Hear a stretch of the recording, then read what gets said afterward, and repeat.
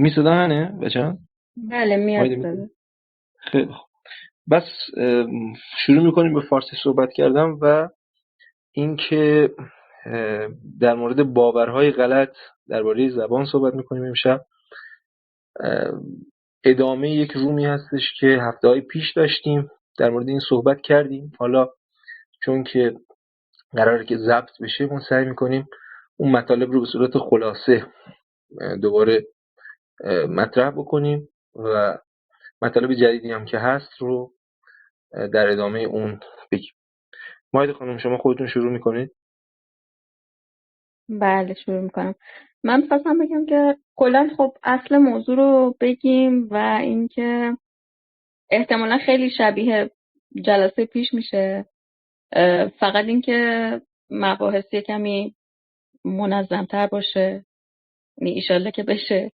و اینکه من خیلی هم زیاد اول حرف نمیزنم، اصولش رو میگم و بعد بیشتر بچه‌ها بقیه دوستان اگر سوال و ابهامی دارن بپرسن، اونجوری به نظرم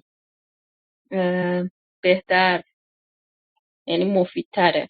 یعنی هر کی که این مباحث رو نمیفهمه یا فهم مشترکی با ما نداره یا براش ابهام وجود داره حل بشه خلاصه. حالا ببخشید فقط این رو من عرض بکنم که جز این موارد، حالا ممکنه عزیزانی که اینجا باشن خیلی از این موارد رو بدونن، حتی اون مواردی که در ذهنشون هست و دیدن مثلا جاهای دیگه که مشخصا تمامیت خواه مطرح میکنن یا افرادی که مخالف وجود حضور زبان ها هستند و به اصطلاح خوش ندارن زبان های به اصطلاح غیر فارسی در ایران رو اونها رو مطرح میکنن، اونها رو هم میتونن بگن. یعنی جایی که دیدم مغالطاتی که انجام میشه، باورهای غلطی که وجود داره، که به اصطلاح به اونها هم بپردازیم. یعنی از دید زاویه اون اگه خودشون هم نباشن، یعنی اون افرادی که این اپاما رو ندارن، ما میتونیم اپاماشون رو تا جایی که حالا میدونیم بگیم، یعنی اونایی که معروف هست لااقل. آره درسته. و اینکه وقتی که بچه‌ها سوالی میکنن،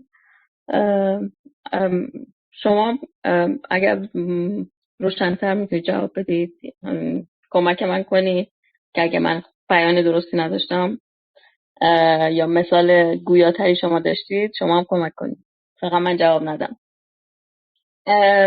خب اینکه خب بحث اصلی هم بر سر این اصطلاح زبان و گویشه که زبان، گویش و همینطور لهجه. اینکه توی ایران یه تصوری وجود داره که فارسی تنها زبان این سرزمینه و بقیه اون چیزایی که بهشون تکلم میشه یا گویشن یا لهجه. خب که در واقع خب این همون باور اصلی غلط همین اینه که همه اون چیزای دیگه‌ای که تو ایران حرف زده میشه بهشون زبان نیستن. خب اینطوری نیست. در واقع ما در تعریف زبان باید بگیم که هر چیزی که ما باهاش صحبت میکنیم اون اولا زبانه. خب یعنی پدیده زبان، یعنی ما در واقع یه در مقایسه گونه‌های زبانی مختلف ما مفهوم زبان و اصطلاح زبان رو دوباره داریم، ولی یه پدیده‌ای به نام زبان وجود داره که هر چیزی که ما با اون تکلم میکنیم و مثلا اون چیزی که بچه 2 سالگی شروع میکنه باهاش حرف زدن، ارتباط برقرار کردن، اون زبانه. ولی ما در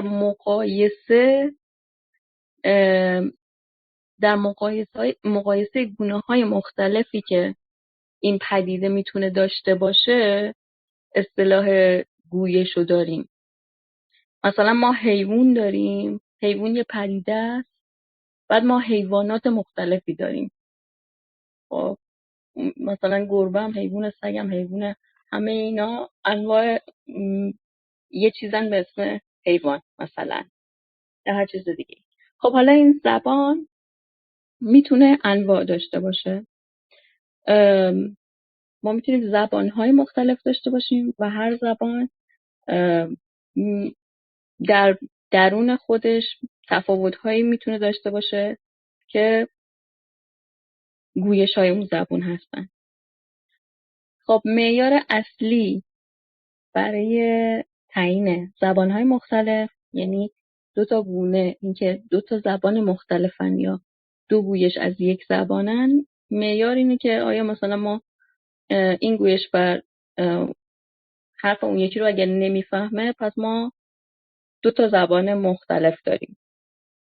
ولی اگر دو تا گونه هستن یه تفاوتایی دارن ولی همچنان برای همدیگه قابل فهمن، از دو گویش از یک زبان رو داریم، با دو تا گویش از یک زبان طرف هستیم. پس اینجا که میگیم که فلان چیز آیا گیلکی زبانه یا مثلا گویشه، خیلی سوال درستی نیست. سوال درست اینه که آیا گیلکی همون فارسیه؟ خب که خب نیست. خب یک لحظه اگه ممکن است همینجا اگر ممکن است وایسی، چرا سوال غلطیه این که بگیم گیلکی زبانه؟ این سوال چرا غلطه؟ غلط بودنش بابت چیه؟ آیا گیلکی زبانه؟ غلط بودنش اینه که خب شما هر چیزی که باید در مقایسه با چی، با سوال درست اینه که آیا زبانی جدا از فارسیه؟ چون که خب هر چیزی که ما بهش تکلم میکنیم خب زبان هست. دقیقا منظور من همینه. میخوام بگم که میخوام این رو شما به اصطلاح بهش بپردازید که اصلا هر چیزی که بهش تکلم میشه زبانه، یعنی دلیلش همینه که غلطه. درسته؟ یعنی اینکه ما یک ابزاری، حالا هر یه پدیده‌ایه، یه چیزیه که ما میتونیم باهاش صحبت بکنیم. هر کی که اینجوری صحبت میکنه داره با اون ابزار صحبت میکنه که اسمش از زبان، با اون پدیده داره صحبت میکنه که اسمش از زبان. از این بابت این سوال غلط هستش که چیزی به جز زبان نیستش که به اصطلاح افراد اینجوری صحبت میکنن و انتقال پیام حالا باش انجام میشه. درسته. اینکه آره دیگه، چیزی که داریم باش حرف میزنیم پس زبانه.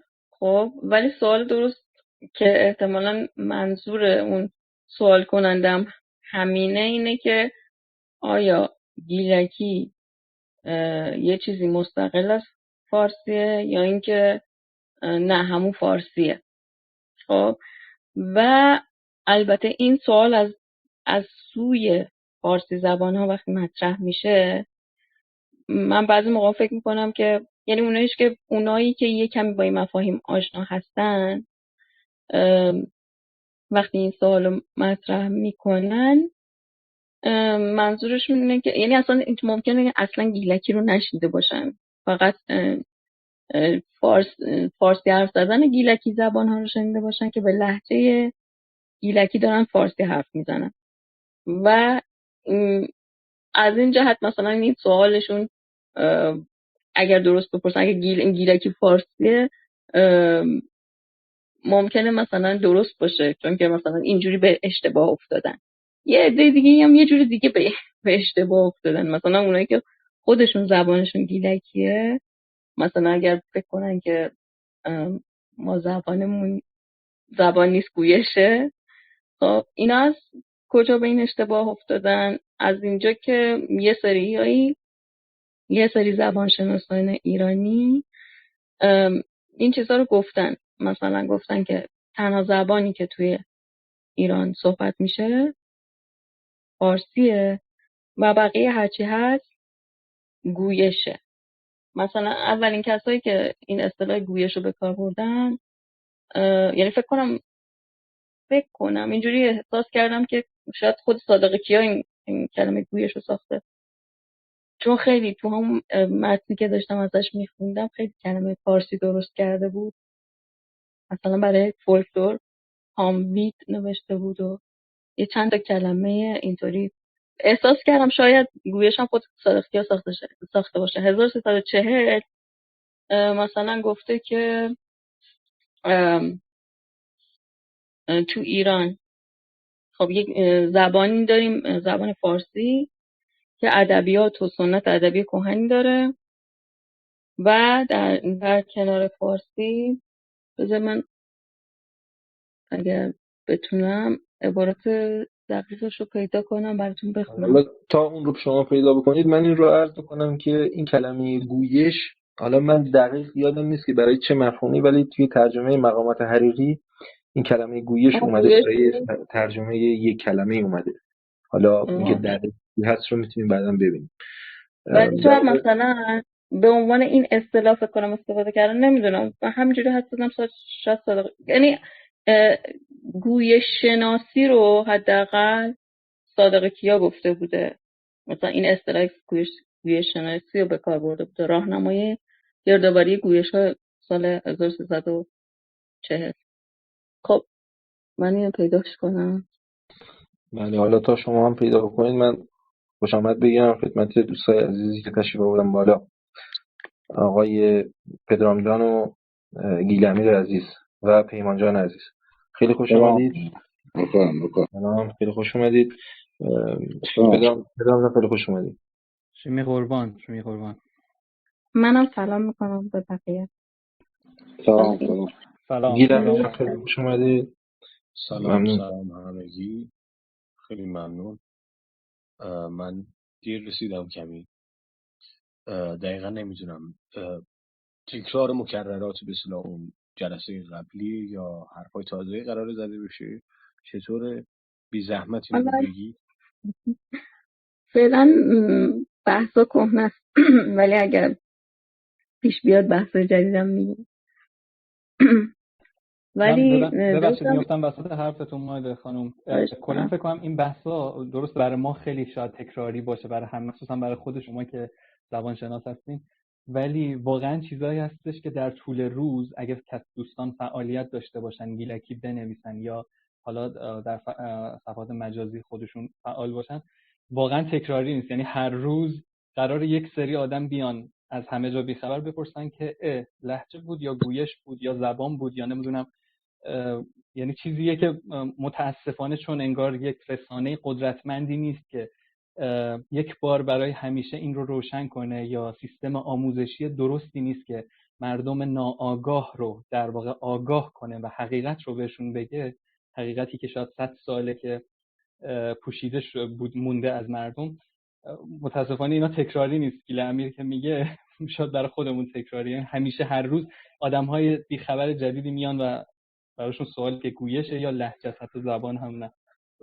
من منظورم ضبطم باسم داره گیلامیر. بله متوجهم. یه چیزی فقط من منظورم این بود، چون جلسه قبلی هم که گذاشته بودیم راجع به همین دقیقاً عنوانم همین بود، یعنی منظورم بحث هایی که خودمون میکنیم نبود، کلا درباره همین موضوع مشخصی که امشب روم داریم قبلا هم یک رومی برگزار شده بود، حالا حضور نداشتی فکر کنم پدرام جان. ادامه همونه گیلامیر جان، این ادامه همون به اصطلاح هست و البته تکرار اون مباحث هم میشه، به خاطر اینکه اون برنامه ضبط نشده و این در حال ضبط شدن هست. به همین خاطر ما مطالبی که قبلا گفتیم رو حالا خلاصه میگیم و بیشتر به اصطلاح سعی میکنیم که بازش کنیم اون مطالب قبلی رو، یعنی شاخ و بالی که داره رو بتونیم بهش بپردازیم. بسیار عالی. من این سوال بپرسم، حالا همین بحثایی که شد با اجازه عرضم خدمت شما که خب گفته شدش که یک عده زبانشناس آمدن و کلمه گویش رو در ارتباط با یک سری زبان استفاده کردن. اول اینکه خب اینطور که من میفهمم قضیه رو اینه که خب برای مردمی که دارن گویشور بالفعل این زبان هستن یا هر اسمی میذاری این گونه زبانی هستن، خب براشون زبانه طبیعتا، با این زبان دارن زندگی میکنن، فکر میکنن، عاشق میشن، فوش میدن، توی تمام ساعت زندگیشون حضور داره و خیلی این بحثا خیلی شاید براشون مطرح نباشه و این مفاهیم هم به نظر خیلی مطلق نیستن، یعنی زبان و گویش و لهجه فقط چیزی هستش که ما بتونیم ارتباط اینها با همدیگر رو بفهمیم یا یک نوع نمیدونم برای اینکه کار ما دقیق تر بشه، کار حالا زبانشناس دقیق تر بشه، اینکه بدونه با چه چیزی سر کار داره، اینکه دوگونه چه نسبتی با هم دیگه دارن. طبیعتا اینها مفاهیم ازلی و ابدی نیستن که غیر قابل تغییر باشن و اینها.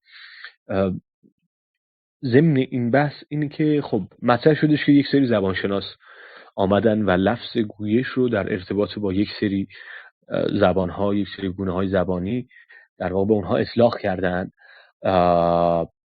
خب زبانشناس بودن اونها در واقع الزام آور اینه که حرف اونها هم علمیه لزوماً، یعنی حتما هر کسی زبانشناس باشه و یک حرفی بزنه، یک ادعایی بزنه در حیطه تخصصش، لزوما حرفش علمیه. یعنی اینکه ما میتونیم ارجاع بدیم که چون طرف زبانشناسه بنابراین مثلا لزوما این حرفش یه وحی منزل و حق مطلق و این صحبت ها میشه به این بسنده کرد به زبانشناس بودن طرف. نمیشه مثلا ریشه های دیگری رو مثلا در این ادعا پیدا کرد، اینکه مثلا طرف شاید یک پروژه دنبال یک پروژه سیاسی بوده، شاید یک سری اهداف سیاسی داشته مشخصا، شاید مثلا یک برنامه‌ای داشته در جهت اون مثلا آمده و از این موقعیت استفاده کرده و چنین ادعایی رو مطرح کرده یا چنین تعریف کرده. نظر شما؟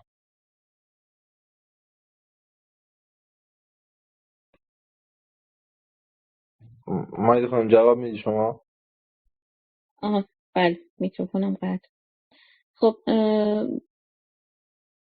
یه نکته که وجود داره این که مثلا در سطح جهانی هم یه عده‌ای از کلمه دیالکت استفاده میکردن خب به عنوان تحقیر. مثلا من حالا باز همون مقاله دکتر دبیر مقدم رو آوردم که همه اینا رو توش ذکر کرده و اینکه الان بذارید اون بخشی که از زبانشناسای غیر ایرانی آورده که یعنی میگم که بعضی از ایده ها قدیمی هن. مثلا توی سیر یه علم خب ممکنه یه چیزایی گفته بشه بعد اونا رد بشه، یعنی بعداً یه چیز دیگه بیاد جاش خب که اون مثلا توصیف بهتری از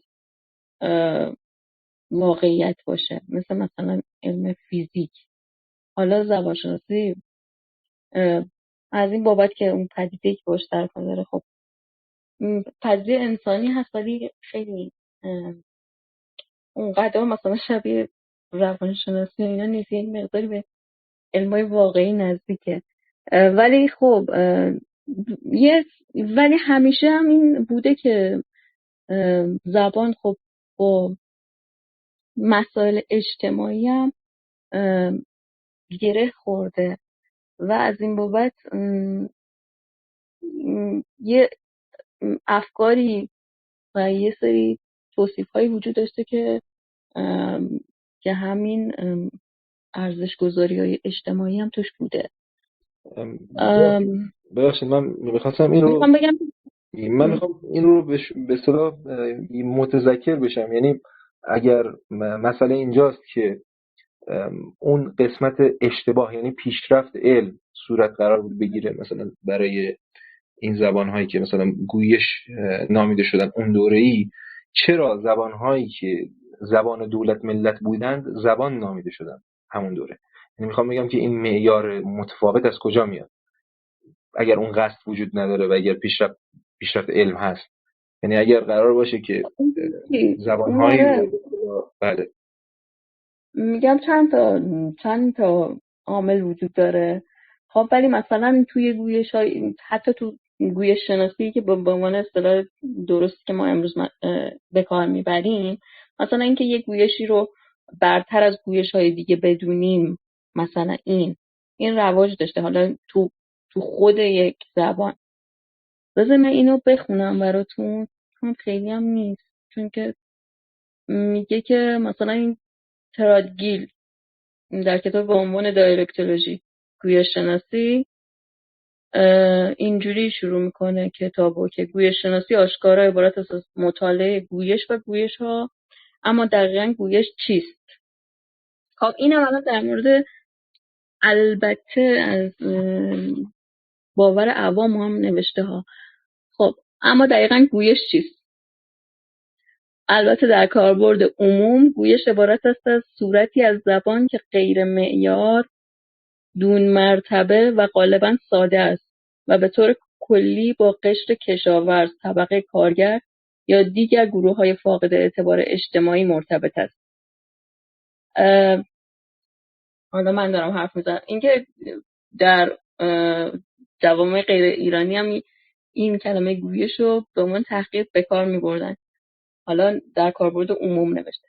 گویش همچنین اصطلاحی است که اغلب به صورت‌های از زبان اطلاق می‌شود، به ویژه آنهایی که در مناطق دورافتاده‌تر و منزوی‌تر جهان بدان گفتگو می‌شود که شکل نوشتاری ندارند و گویش‌ها اغلب به منزله نوعی انحراف غالبا مغلوط از صورت متعارف، یعنی به مثابه لغزش از صورت درست یا معیار زبان تلقی می‌شود. در این کتاب هیچ کدام از این دیدگاه‌ها پذیرفته نیست. برعکس تصور ما این است که همه سخنگویان دست کم یک گویشند. این که به عنوان مثال این سخنگویان دست کم یک گویشند. این که به عنوان مثال انگلیسی معیار به همان اندازه گویش است که دیگر صورت‌های انگلیسی هستند و این که کاملا روی اساس و پایه است که تصور کنیم گویشی به لحاظ زبانشناختی بر گویش دیگر برتری دارد. حالا در واقع این تصور عام گفته که آره کلمه گویش که ترجمه دایالکت باشه برای تحقیر به کار رفته. این کلا برای من جالب بود که مثلا اونجا هم دایالکت رو برای تحقیر به کار می‌بردن. حالا اینا رو اگر لطف کنید بگید اینا حرفای چه کسانی بود و مثلا چی بود، اینا کجا ثبت شده، اینا رو اگه ممکنه توضیح بدید. این یک کتاب گویش شناسی یه چیمبرز و ترادگیل بود که سالش هم البته من نمیدونم، حالا بزنیم ببینیم چه سالی، ولی خیلی قدیمی نیست، خیلی هم جدید نیست. خب ولی اینکه خلاصه یعنی یه زمانی اونا هم حالا 1980 سالش، خلاصه این کلمه گویش برای تحقیر به کار میرفته. ولی هم توی زبانشناسی ایرانی خب نوشته‌های قدیمی‌تر خیلی این اصطلاح‌ها رو خیلی مشوش به کار بردن، یعنی خیلی اینکه حالا اهداف سیاسی هم بوده پشتش و اینا هم درست. یعنی مثلا صادق کیا که همون داشتم اول این متن رو میخوندم، خب تو نقل قولی که از صادق کیا توی این مقاله دکتر دبیر مقدم اومده، خب نوشته که اصلا یعنی پنهان هم نکرده نوشته که بعضی از اولا که گفتن اصطلاح گویش شناسی رو صادق کیا آورده، یعنی یک نفری روح بخشان 1375 گفته اصطلاح گویش شناسی رو استاد صادق کیا اصطلاح کرد و خود صادق کیا هم گفته که این نخستین بار است که کتابی درباره گردآوری گویش‌های ایرانی نشر می‌شود. خب این چیزی که از صادق کیا من خوندم خیلی منظم هم هست. خب یعنی که مثلا خودش یعنی چیزی که نوشته میدونسته چی داره مینویسه، اصطلاح‌ها رو خیلی قاطی پاتی نکرده، درست همون چیزی که خواسته رو گفته و اینکه گفته که گویش‌های در گویش‌های ایرانی در سرزمین پهناوری، گویش‌های ایرانی فراوان و در سرزمین پهناوری پراکنده. خب و اینکه هیچ یک از گویش‌های ایرانی ادبیات و سنت ادبی کهن ندارند. ادبیات آنها ترانه‌ها، داستان‌ها، مثل‌ها و چیستان‌های آنهاست که زبانگرد است و باید آنها را هامبید یا فولکلور نامید نه ادبیات. به برخی از آنها زمانی کتاب‌ها نوشته و شعرها سروده شده است، ولی این کار دیر زمانی دنباله نیافته و سنت ادبی پیدا نشده است. که اینجا گفته که به تبری هم اشاره کرده که در سده 4 و چند سده پس از آن کتاب و شعر به تبری نوشته و سروده میشد. بعد مرزبان نامه رو گفته و اینکه در مورد پناه خسرو دیلمی و قابوس وشمگیر به شعر تبری از اینا ستایش شده، یعنی هم شعر هم کتاب نوشته شده. اینجا خب صادقی کیا اینو میگه، ولی یعنی یکم معیاراش برای زبان بودن ادب سنت ادبی داشتنه. ولی خب در ادامه میگه که اینا هرگز پای از مرزهای طبرستان فراتر ننهاده است و چون سنت ادبی نیافته شعرهای کهنه آن به آسانی فهمیده نمیشود. بعد یعنی فعلا در مورد یه سری گویش‌های ایرانی صحبت کرد، یعنی اصطلاح گویش رو به کار برد. بعد میاد میگه که بیش از 1000 سال است که یک زبان رسمی همگانی در ایران در این سرزمین روایی دارد و آن زبان بسیار آسان و آن زبان بسیار آسان و توانای فارسی است. این بسیار آسان هم حالا بعدا در موردش حرف بزنیم. بسیار آسان و بسیار توانا. آره آسان و توانا. بله. آسان و توانا. فارسی است که نیاکان ما دامنه روایی آنها به سرزمین‌های دیگر مانند هندوستان و عثمانی کشیده بودند و در بسیاری از زبان‌ها مانند اردو، چینی، ترکی، ارمنی و عربی از زمان‌های کهن نفوذ کرده و واژه‌های فراوان باری داده است. پیش از فارسی نیز صورت کهن‌تری از زبان از آن که فارسی میانه یا پهلوی نامیده می‌شود از آغاز شاهنشاهی ساسانیان رسمی و همگانی بود. کهنه‌ترین صورتی که از فارسی در دست داریم زبانی است که شاهنشاهان هخامنشی در نوشته‌های خود به کار بردند و آن را فارسی باستان می‌نامیم. بعد هیچ یک از گویش‌ها چنین پیشینه‌ای ندارند و صورت میانه و باستانی آنها خب نوشته در دست نیست، خدا رو شکر. و از این رو و نوشته یغنابی، ولی به جز یغنابی که صوفی رو میتوان صورت میانه آن شمرد و از این رو نمیتوان فرگشت آنها را مانند فارسی بررسی کرد. نیاز ایرانیان به یک زبان همگانی رسمی و روایی آن سبب شده است که گویش‌ها، ادبیات و سنت ادبی پیدا نکنند و واژه‌های دینی و فرهنگی و دولتی ویژه نداشته باشند و پا از سرزمین خود و گفتگوهای روزانه و هامبید یعنی فولکلور فراتر نگذارند. بعد یه چیز سمی که میگه دکتر کیا در ادامه بحث تعدادی از گویش‌های ایرانی را نام میبرد، میگوید در زمان ما کوشش فراوان می شود که برخی از گویش‌ها مانند بلوچی، پشتو و گویشی که در اپاختر عراق به کار می رود و کردی نامیده می شود را در نوشتن به کار برند و رفته رفته برای آنها ادبیات ویژه جداگانه‌ای درست کنند. این کوشش برای نگهداری گویش نیست، بلکه برای برانداختن زبان و ادبیات فارسی از میان سخنگویان آنها و جدایی افکندن در میان ایرانیان است. خب یعنی مثلا خب اینجا داره موضوعشو میگه دیگه، یعنی اینکه حالا اگه ما اونهای دیگر رو شروع کنیم بنویسیم و یه ادبیاتی اگر معیارشون ادبیات اگه سعی کنیم اون ادبیات رو ایجاد کنیم هم هدفمون مثلا یه هدف سیاسی دنبال میکنیم. خب در واقع این داره روی کردشو میگه به این مسئله. خلاصه اینکه حالا صادقی کیا هم گویشو برای بقیه زبانهای ایرانی به کار برده و 2 تا در واقع معیار ارائه داده. گویش ادبیات نداره بلکه فولکلور داره. گویش محدود به قلمرو جغرافیایی خودشه، از اون محدوده جغرافیایش فراتر نمیره. اینو گفته گویش. فارسی هم فقط تنها زبان ایرانه. در مورد تحول مستقل اینا هم صحبت کرده ها، ولی مثلا گفته همه گویش های ایرانی، یعنی مثلا توصیفش اینجاهاش درسته ولی خب اصطلاح گویش به کار برده. همه گویش‌های ایرانی نو مانند خود فارسی فرگشت بسیار کردند و هیچ کدام دستور ایرانی باستان را نگاه نداشتند، ولی در برخی از آنها اثرهایی از آن دیده می‌شود که در فارسی باز نمانده است.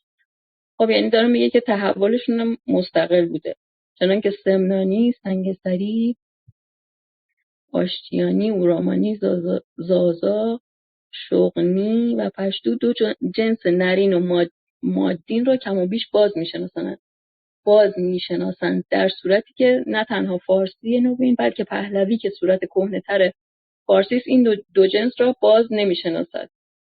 یعنی همچنین اینم ادامه بدم، همچنین دستگاه حالتهای هشتگانه باستانی در بسیاری از گویش‌ها مانند خود فارسی نو و فارسی میانه یکسره از میان رفته، ولی در برخی از گویش‌ها هنوز در 2 حالت و در برخی دیگر در بیش از 2 حالت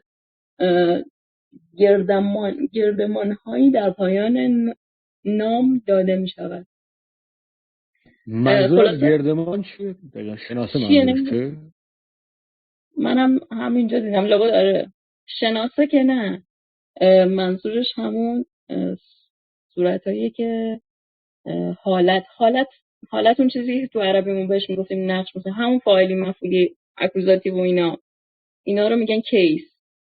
خب که این نشانه کیس رو نوشته، حالا گردمان من نمیدونم چیه، یعنی این اصطلاح رو نمیشناسم، ولی هم بند تصریفی که حالت رو نشون میده یا کیس اکوزاتیو منظورش همون صرف اسمها قاعدتا باید باشه، یعنی آره. حالتی که داره میگه به صورت مثل فعل‌ها اسمها صرف میشدن قدیم ها. طبیعتا. ممنون. اگر من سوال بعدیم رو بپرسم معذرت میخوام وسط حرف دوستان. فقط اینکه آره مثلا رویکرد سیاسی که میگفتیم توی این دیده میشد و اینم جالب بود که سیر تحول مستقلم به رسمیت شناخته بود، ولی مثلا 2 معیار تعیین کرده بود که مثلا اگه ادبیات نداشته باشی باز گویشی، اگه تو محدوده خودت باشی به جایی نفوذ نکرده باشی پس گویشی. خب ببخشید گیلم جان، من فقط میخوام یکم چه میدونم شسته رفته‌تر و مثلا بی‌تارفتر حرف شما رو بگم، این که این آقا با اینکه علم داشت که اینها مثل همدیگه هستن و تحولات مستقل خودشون رو به اصطلاح طی کردن، ولی به خاطر اغراض سیاسی اینها رو گویش نامیده، به خاطر تحقیر. یعنی اون چیزی که نمیدونم، حالا من فکر می‌کنم یکم بایستی بدون تعارفتر اینها رو بگیم. حالا به اینم میرسم، من به اصطلاح توی ادامه حرفا یه سری از زبانشناس‌ها هم قبلا صحبت کردن، حالا غیر زبانشناس‌ها هم، و اینکه اون چه تحولی اصلا طی شده این رو هم بد نیست یکم بهش بپردازیم. بعد از اینکه گیلمی جان سوالشو پرسید و همینجور امیر آقای عزیز خیلی خوش اومدید. گیلمی جان شما بفرمایید سوالتون رو. عزیزان هر کدوم که وسط بحث هم سوالی به اصطلاح براشون پیش میاد میکروفون بزنن که هر مبحثی که تموم میشه سوالشون رو مطرح کنن یا مطلبی اگر دارن بخوان ارائه بدن. گیلمی جان شما بفرمایید. ممنون. عرضم خدمت شما که خب آره معیارهایی در دست داشت که مثلا اگر ادبیات نداشته باشه یا حالا اون معیارهایی که مد نظرشه بنابراین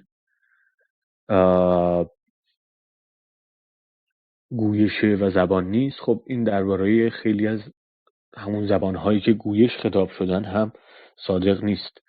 مثلا راجع به کردی هم که خیلی هم شاکی بود گویا که چرا واسه کردی دارن چیز دیگری درست میکنن. خب دست کم شاخه کرمانجی تا اونجا که من اطلاع دارم یه 400 الی 500 سال ادبیات پیوسته‌ای داره که تا به امروز ادامه پیدا کرده و خب چرا باز گویش اگر معیار ادبیات بود، اگر معیار متون و به اصطلاح کتابت بود. عرضم خدمت شما خب از این بگذریم. سوال اینه که در زبانشناسی هیچ روش شناسی علمی وجود نداره که زبانشناس، کسی که موضوع پژوهشش زبانهای جمعیت‌های مختلفه، هیچ روش شناسی وجود نداره، هیچ چارچوب نظری وجود نداره که در دام اینطور مواضع سیاسی نیفتن که زبان رو همونطور که هست خارج از اون پدیده های بیرونی زبان رو برای زبان پژوهش کنن و با توجه به همون سیری که تو خودت عرض کردی اینکه خب بله در گذشته زبانشناسی هم در خارج از ایران هم همین روند گویا طی شده، دایلکت رو مثلا برای تأخیر استفاده می‌کردن. نداریم مثلا چنین چیزی، هیچ روانشناسی مشخصی نیست که دیگه در دام چنین چیزهایی نیفتیم که مثلا موضع سیاسی رو دخیل نکنیم در این در واقع این ادعای علمی، در این بحث علمی دیگه موضع سیاسی رو مثلا دخیل نکنیم. اینکه چون من فلان موضع سیاسی رو دارم، فلان خواستگاه مثلا قومی رو دارم، ملی رو دارم، دیگه موضع سیاسیم دیگه دخیل نباشه، دیگه توفیری نداشته باشه که من چه نظری دارم، نظر شخصی بنده چیه، موضع سیاسی من چیه. هیچ روش‌شناسی نیستش که مثلا بتونیم اینها رو تفکیک کنیم و بر اساس اون بتونیم ادعاهای گذشتگان رو، کسانی که در این باره اظهار نظر کردن رو بتونیم قضاوت کنیم یا تصحیحش کنیم. گیلم ببخشید مایده، تا قبل از اینکه شما جواب بدیم من یک به اصطلاح مطلبی هم گیلمیر قبلا مطرح کرده بود در مورد اندازه گرفتن نمیدونم بینی و اندازه گرفتن به اصطلاح اجزای چهره توسط آلمان نازی، یعنی اون افرادی که دکتر بودن و میمدن اینا رو اندازه میگرفتن و یه سری نتایجی میگرفتن، یا چه میدونم در مورد اینکه یک سری پزشکایی میگفتن که سیگار برای آسم خوبه، یعنی داروی آسم بوده مثلا اینکه قبلا سیگار. یعنی اینا رو اگر گیلمیر خودت هم حالا بتونی بعداً توضیح بدی یا همین الان نمیدونم اگر مایل باشی در مورد اون آزمایشی که با کولیس میومدن به اصطلاح نژاد آریایی رو توی آلمان نازی حالا یه سری مسائل علمی هم بهش میچسبوندن. بله خودت هم اشاره کردیم، مثلا فردی است به نام جوزف منگله اگر درست تلفظ کنم، مثلا در که به هر حال خدمات غیر قابل انکاری کرده به علم، خب یک نازیست بود که در واقع بر این بودش که تبیین علمی کنه که چرا فلان نژاد آریایی برتر از دیگرانه. دنبال تبیین علمی این بود و خب یک جایگاه علمی هم داشت و خب خدماتی هم کرده، طبیعتاً به همراه یک سری جنایات وحشتناکی که هنوز هم میخونیم وحشتناکه. در صدد تبیین علمی چنین چیزی بود که بله مثلا فلان جمعیت که دارای فلان خزانه مثلا ژنی هستش، حالا پدرام شاید بهتر بتونه توضیح بده، مثلا دارای ویژگی‌های پستر انسانیه، گونه‌ای برتر نیست. یا مثلا چه بدونم در جانور شناس‌هایی بودن، انسان شناس‌هایی بودن در فرانسه موقعی که آمریکا داشتش به عنوان یک قدرت سیاسی مطرح میشد، وارد سیاست جهانی میشد، در مورد آمریکا چنین اظهار نظرهایی میکردن که آمریکا همه گونه‌های جانوری در آمریکا مثلا خیلی پستر یا خیلی محقرتر از ورژن هایی هستن که در اروپا، آسیا و باقی جهان هستن و به همین واسطه انسان آمریکایی مثلا نمیتونه قدرت مطرح جهان باشه. بر این اساس مثلا چنین چیزهایی بودش که مواضع سیاسیشون رو وارد اون، با توجه به اون جایگاه علمی که داشتن، اون موقعیت علمی که داشتن، مواضع سیاسیشون رو دخیل میکردن، به نوعی سوء استفاده شاید میکردن. اینها حالا به طور خلاصه بود که حالا پیشتر مطرح شده بود. همون سوال خودم رو اگر دوباره مطرح کنم اینه که خب روش‌شناسی علمی وجود داره درباره اینکه ما بتونیم قضاوت کنیم و در دام مثلا در مورد فیزیک خب هست، در مورد بسیاری از شاخه‌های دیگر دانش هست و گذشتن از اینها و در واقع دارن هم گذشته رو نقد میکنن و به نوعی به خصوص توی علوم تجربی، علوم حقیقی اگر درست بگم اصطلاحش رو، علومی که با اندازه‌گیری سر و کار دارن، خیلی انتزاعی نیستن دیگه، با یک واقعیت، با یک حقیقت بیرونی مواجه هستن و موضوع پژوهششون یک حقیقت بیرونی که ملموسه برای همه. خب اینها رو پشت سر گذاشتن، یک روششناسی علمی شکل گرفته که بتونن در واقع تمیز بدن موضع سیاسی رو با در واقع بحث علمی. در مورد زبانشناسی چنین چیزی به وجود اومده، میتونیم در واقع به چنین چیزی دخیل ببندیم که بتونیم هم گذشته را نقد کنیم و یک تعریفی بی‌طرفانه سعی کنیم که بی‌طرفانه و علمی صرفاً برای علم در مورد زبان در دست بدیم. ببین این که مثلا گویش زبان ادبیات داره گویش ادبیات نداره، خب این الان مثلا کسی چنین چیزی نمیگه دیگه. یعنی توی این حرف علمی نیست. گویش ادبیات داره ادبیات نداره زبان. خب سعی شده الان یه سری توصیفاتی ارائه بشه که آری از اون سوگیری های سیاسی باشه دیگه، یا اینکه مثلا ارزش گذاری اجتماعی باشه. این ارزش گذاریه در واقع اینی که این داره میگه، نه اینکه مثلا زبان به عنوان پدیده‌ای که مثلا همون که بچه 2 سالگی بهش صحبت میکنه، این که ادبیات نمیشناسه که. خب یعنی توصیفایی که الان از زبان هست به این چیزا رو اصلا توش دخیل نمیکنن. خب یعنی که آره زبانشناسی امروز چنین حرفایی نمیزنه. خب مثلا خیلی اولا که خیلی ذهن بنیانه و اینکه اصلا هم خیلی هم خودشو درگیر این مسائل نمیکنه اصلا که وارد سیاست بشه. خب یعنی اصلا یه جورایی هم انقدر به صورت شدید داره سیاست میپرهیزه که مثلا به این موضوعی که الان ما داریم میپردازیم هم کمتر میپردازه، چون که اون حوزه امن فعالیتش شاید نیست. ولی اینکه خیلی میخواد مثلا علمی برخورد کنه و اینکه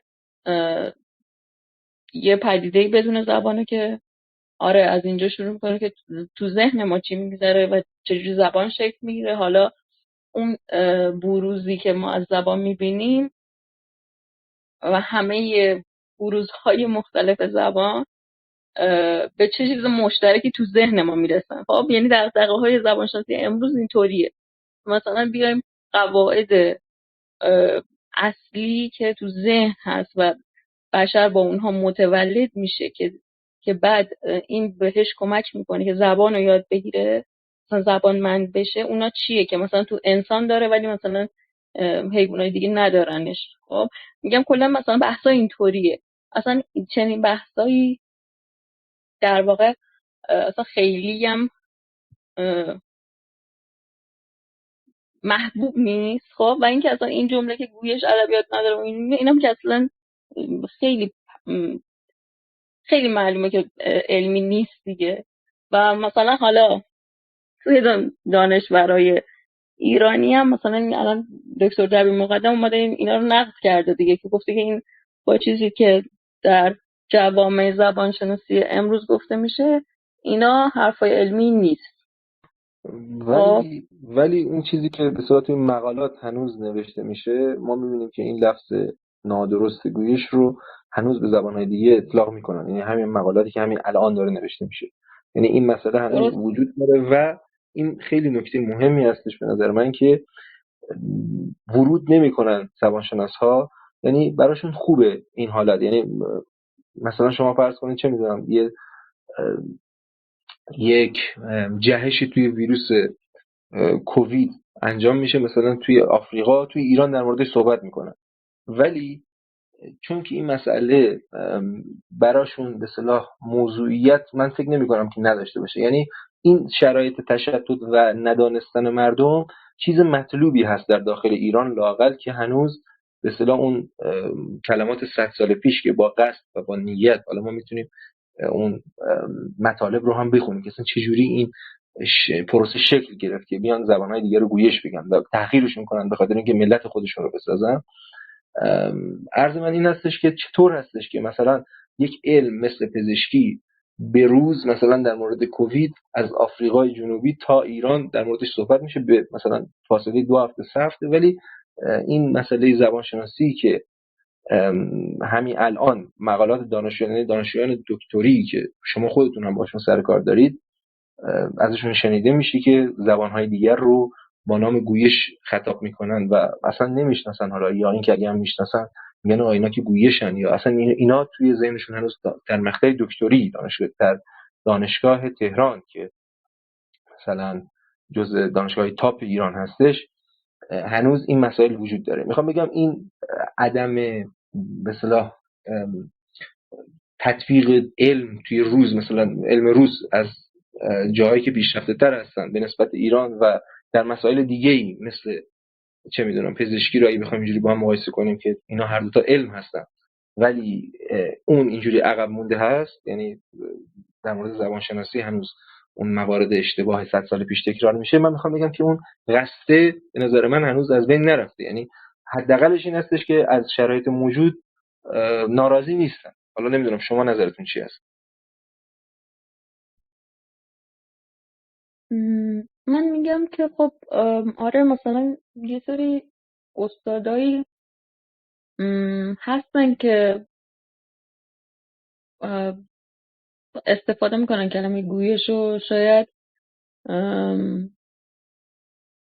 با همون اهداف اصلا، خب یعنی که ولی مثلا تو اگه بهشون بگی زبان، چون دیگه مثلا مطرح شده واقعا این تاثیر داره این مقاله‌ای که دکتر در مقدم نوشته، یا اینکه خب به عنوان این کسی که چهره شناخته شده تو جهان مثلا این حالا میشناسنش، ولی توی دانشگاه تهران یه کمی فضا قدیمی تر مونده که مثلا این کلمه گویشو من تو دانشگاه تهران خیلی خیلی بیشتر میشنوم برای زبان ایرانی تا تو دانشگاه. به نظر شما این فضیلت هستش که مثلا اگه بهشون بگی زبان مثلا موضع گیری نمیکنن، مثلا حالا نوشته آره حالا اینم قبول میکنه، به نظر شما این فضیلت هست؟ نه نیست. خب من میخوام بگم که مثلا شما به عنوان حالا شما این نوعی، منظورم این که زبان شناسان کسانی که هستن این که این سمی در داخل، میدونید که خیلی از افرادی که به زبانهای غیر فارسی صحبت میکنن اصلا تلقیشون از زبان همینه، یعنی فکر میکنن که اینا گویشی هستن، یعنی یک چیز درجه 2 نسبت به فارسی هستن و دقیقاً همون مطالبی که آقای صادقی کیا گفته رو اینها توی ذهنشون هست، یعنی فکر میکنن که اون کلماتی که اینها میگن صورتهای مغلوط هست. مثلا فکر میکنن اگه گیلکی میگه واران یا وارسن و یا وارش میگه این همون بارشه که اینا به خاطر اینکه لهجهشون کج و معوج هست به این صورت میگن و همین باعث میشه اصلا اینکه اعتماد به نفسی در گیلکی صحبت کردن و به زبانهای دیگه هم به همین صورت نداشته باشن و فکر میکنن که اینا درجه 2 هست این گونه‌هایی که اینا دارن صحبت میکنن. من میخوام بگم که اگر زبانشناسی علم هست و متخصصینش به اصطلاح باید یک تعهدی داشته باشن قاعدتاً نسبت به این علم، این پذیرفتنی نیست از این افرادی که متخصص این علم هستن که این اوضاع اینجوری باشه. یعنی من فکر میکنم باید حتما یه زیر و رو بشه این زبانشناسی حداقل در داخل ایران. آره دیگه من میگم دیدم هنوز مثلا برخورد تحقیرآمیز با زبانهای دیگر رو تو دانشگاه میتونم ببینم، فقط این که آره یه حدی فقط کوتاه میان وقتی که تو هی زبان گیلکی که وقتی اون داره میگه گویش گیلکی، مثلا من هی با زبون میگم زبان گیلکی بعد از من حالا تکرار میکنه که زبانی، ولی مثلا خب آره اصلا خوب نیست، معلومه که خوب نیست، ولی خب میگم حداقل یه کمی به خاطر کسای دیگه‌ای که اومدن مطالب درست نوشتن یه کمی اینا کوتاه اومدن در واقع به نظر من. ولی این اصطلاح تو دانشکده ما خیلی هست متاسفانه. و آره به نظرم خب تحقیرآمیزه دیگه و این احتمالاً باید بدونن دیگه. حالا من با تک تک استادامون سر این مسئله صحبت نکردم ولی شنیدم که مثلا واکنشی خیلی نشون نمیدن. من مثلا سر کلاس باید خودم به بغل دستیم توضیح بدم که آقا این که گفتی گویش این زبانه ها، یه منظورت چیه؟ که مثلا یه قاعده ای رو استاد توضیح میده سر کلاس، بعد یه نفر میپرسه که در مورد گویش ها چی؟ خب خیلی بده دیگه، خیلی خیلی بده. این وضعیت وجود داره متاسفانه و اینکه آره براشون نگفتن نه که به فکر خودشون میرسه. خب آره این وضعیت وجود داره ولی خب خلاص خدا رو شکر حداقل یه نفری پیدا شده که یه مقاله اینطوری بنویسه. ولی آره این که وضعیت بده که خب منم موافقم دیگه، مثل شما موافقم که خب وضعیت بده. مگه یعنی تبعیض زبانی وجود داره تو ایران و نمیشه انکار کرد که همین. بله گیلمی جان شما فرمایش داشتین. دوستان عزیزم هر کدوم که مطلبی داشتن یا سوالی داشتن یا به هر صورتی دوست داشتن که مشارکت کنن میکروفون بزنن که اونها رو هم بشنویم. بزنم که پایین تشریف دارن هم میتونم تشریف بیارم بالا. گیلمی جان شما. اصلا یه چیز دیگه من خودم اضافه کنم، این که مثلا ما تو دانشگاه هامون اصلا این زبان ها رو مطالعه هم نمی کنیم. مثلا حتی در یک درس بهشون نمی پردازیم. خب تبعیض دیگه. حالا با هر عنوانی بهشون اصلا نمی پردازیم. یعنی ما نمیدونیم کردی چیه، یا یعنی من به عنوان مثلا دکتر زبانشناس ممکنه اصلا ندونم کردی چجوریه، یا مثلا گیلکی چجوریه، یا کالشی یا قلیچی، اینا رو اصلا. حالا خب اینا هم خودش خیلی فاجعه است دیگه. یعنی که مثلا این که یه بار به ذهنم رسید یه آدمی که توی ایران زبان انگلیسی میخونه، ادبیات انگلیسی میخونه و همینطور فکر میکنم مترجمی انگلیسی، چند واحد فرانسه هم میخونه. این کسی که تو ایران انگلیسی میخونه یه فرانسه هم میخونه که مثلا اینا یه ارتباطی به هم دارن. حالا ما با ما که یه زبانی رو داریم میخونیم این هم بدونیم، ولی ما مثلا توی ایران تو هیچ رشته‌ای وجود نداره که این زبان رو واقعا یک ذره بهشون بپردازه. و حتی مثلا توی رشته ما که زبانهای ایرانی وجود نداره. خب خیلی جالبه. مثلا الان من میگم که آره الان همه به این قائل هستن و منکر نیستن که ما چیزی داریم به عنوان زبانهای ایرانی، نه مثلا گویشهای ایرانی. کسی منکر نمیشه ولی هیچ اصلا مطالعه‌ای هم نمیشه. خب ولی یه جا میشه. یه جا میشه. میدونید کجا میشه؟ کجا؟ زبانها و فرهنگ‌های باستانی ایران. یعنی زبان ایرانی خوب به غیر از فارسی زبان مرده است. یعنی دقیقاً همین کار به اصطلاح استدلالی که در مورد آذربایجان میکنن، یعنی اینکه اون نفوذی که مثلا میگن بایستی نفوذ داشته باشه، اون چیزی که آقای صادقیان میگفت زبان تا نفوذ نداشته باشه یعنی نره خلقای دیگر رو آسیمیله نکنه زبان نیست. این چیزی که مفهوم حرف ایشون اینه دیگه. اتفاقی که در آذربایجان افتاده مثلا حالا اینکه تغییر زبان صورت گرفته ظاهرا حالا بر اساس شواهدی وجود داره، اینها چیز میکنن برای اون زبان مرده آذربایجان که حالا قبلا ایرانی بوده اشک‌وزاری به اصطلاح مراسم ختم میگیرن و نمیدونم خرما میدن و اینا. منتهای مراتب برای زبانهایی که الان اوضاعشون خرابه بر اساس همین آموزه‌های غلطی که خودشون ایجاد کردن، به اصطلاح زبانهای زنده ایرانی براشون کاری انجام نمیشه. زبان‌ها و فرهنگ‌های باستانی ایران، حالا زبان اشکانی که غیر به اصطلاح جنوب غربی هستش خونده میشه درش، درس داده میشه، زبان اوستایی. حالا زبانهای پهلوی، ساسانی و پهلوی و هخامنشی زبانهایی هستن که مربوط به جنوب غرب هستن، یعنی زبانهای جنوب غربی هستن، اونها هم خونده میشه. البته اون یه مسئله دیگه ای هم که توی اون متن آقای صادقی کیا بودش، این که زبانهای جنوب غربی دیگه ای که الان باقی موندن مثل فارسی با اون زبان به اصطلاح هخامنشی ارتباط دارن، مثلا زبان لارستان، مثلا کمزاری، مثلا زبان لوری. این زبانها هم ارتباط دارند با اون زبانی که به اصطلاح قبلا هخامنشی ها باش کتابت کردن و کتیبه نوشتن و حالا احتمالاً صحبت هم قاعدتا میکردن. عرضم به خدمت شما که یعنی این میراث اونها هم هست در واقع، اگر بخوایم اینجوری حساب بکنیم، یعنی اون زبانهایی که جنوب غربی هستند مثل زبان فارسی که اون هم جنوب غربی ایرانی هستش، به اصطلاح وارث اون زبان هخامنشی هستن، یعنی مرتبط هستن باش. حالا وارث نگیم چون که بالاخره تغییرات صورت گرفته و خیلی متفاوت هست بالاخره اون زبان هخامنشی با زبانهای امروزی جنوب غربی. باز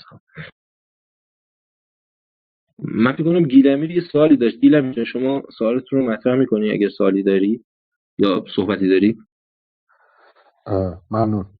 یه سوالی پیش اومد، این که دکتر دبیر مقدم خب تا حدودی آشنایی دارم با کارهاشون، نمیدونم حالا خیلی مربوط نیست، ولی خب خواستگاه قومیشون کجاست دقیقا، یعنی کجایی هستن؟ این هم فکر میکنم شاید تاثیر داشته باشه بر روی موضعی که ایشون دارن. کاشانی تو کاشان هم فکر میکنم شاید زبانهای دیگری باشه، ولی فارسی زبان هم یعنی یا غیر از این؟ فارسی زبانه.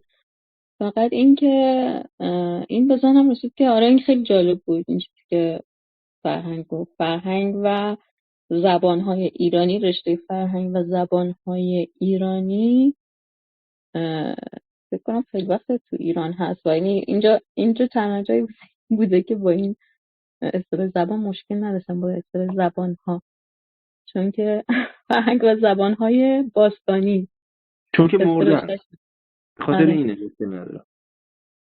ولی اینکه حالا مثلا همون دکتر دبیر مقدم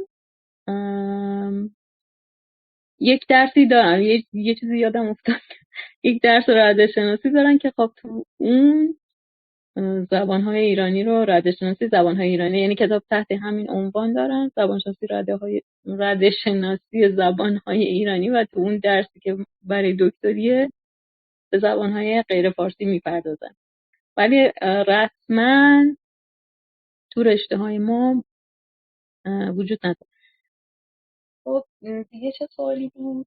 اون بسیار آسان هم جالب بود، اینکه خب هیچ زبانی از زبان دیگه‌ای سخت‌تر یا آسان‌تر نیست، به این اعتبار که مثلا حتی همون این زبانشناسی امروز اینو میگه که خب هر بچه‌ای تو 2 سالگی به حرف میاد، چه مثلا چینی باشه زبانش، چه فارسی باشه، چه انگلیسی باشه، یعنی یه سری مرحله ها رو رد میکنه و تو 2 سالگی به حرف میاد. یعنی سختی و آسونی ما برای زبان ها تعریف نمیکنیم، یعنی فارسی آسونه یکی سخته، این چیزا رو ما نمیگیم. یعنی ذهن ما میتونه همه زبان ها رو به عنوان کودک میتونه همه زبان ها رو یاد بگیره و بهش مسلط بشه، ولی این آسونی و سختی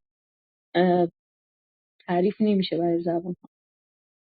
و اینکه همه زبان ها قابلیت های بیان، یعنی قابلیت های خودشونو دارن، از ظرفیت های خودشونو دارن برای بیان مفاهیم. و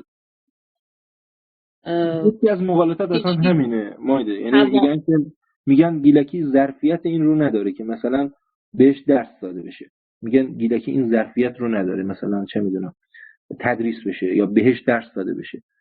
اینم یه دونه از مغالطاتی که انجام میدن. حالا شما اگه در مورد اینم توضیح دارید بگید. آره دیگه، هر زبانی توانایی، یعنی ظرفیت‌های خاص خودش رو داره برای همون اهدافی که زبان کلا پدیده زبان انسان رو توانا میکنه برای رسیدن به یه سری هدفهایی. همه زبان ها اون ظرفیت ها رو دارن، حالا مثلا به شکل‌های مختلف. ولی هیچ زبانی رو ما در واقع هیچ زبانی رو ما نمیگیم. بله، میخواستم این رو عرض بکنم که بالاخره این زبان توی هر به اصطلاح حیطه‌ای که وارد بشه سعی میکنه که اگر اون امکانات و به اصطلاح اون شناخت کامل بشه، اینکه زبان خودشون رو مردم به اصطلاح مسلط باشن بهش. ما میبینیم که کلمه میسازن براش، مثلا چه میدونم در مورد کشاورزی، در مورد دامداری، در مورد مسائل که به اصطلاح خیلی توش کار شده در مورد گیلکی.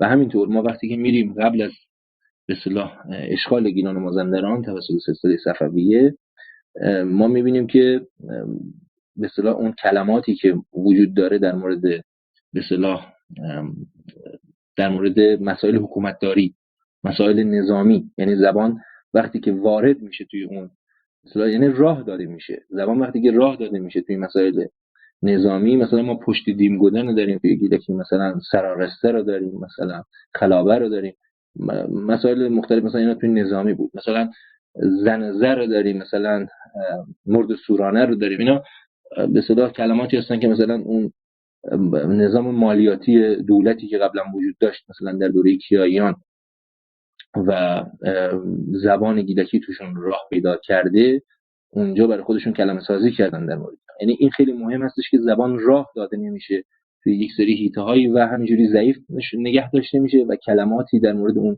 به اصطلاح پدیده ها نداره و همین رو علم عثمان میکنن و میگن که اینا ظرفیت ندارن، در حالی که امکاناتی براشون فراهم نشده که این ظرفیت رو پیدا بکنن. در واقع بایستی ایشون کار بشه، بهشون درس خونده بشه، توی اون حیطه وارد بشن که بتونن مفهوم سازی بکنن و اون پیشوندها و پسوندهایی که گیلکی داره، مخصوصا پیشوندهای فعلی که داره، من فکر نمی‌کنم خیلی کم نظیر هستش توی زبان‌های ایرانی لااقل.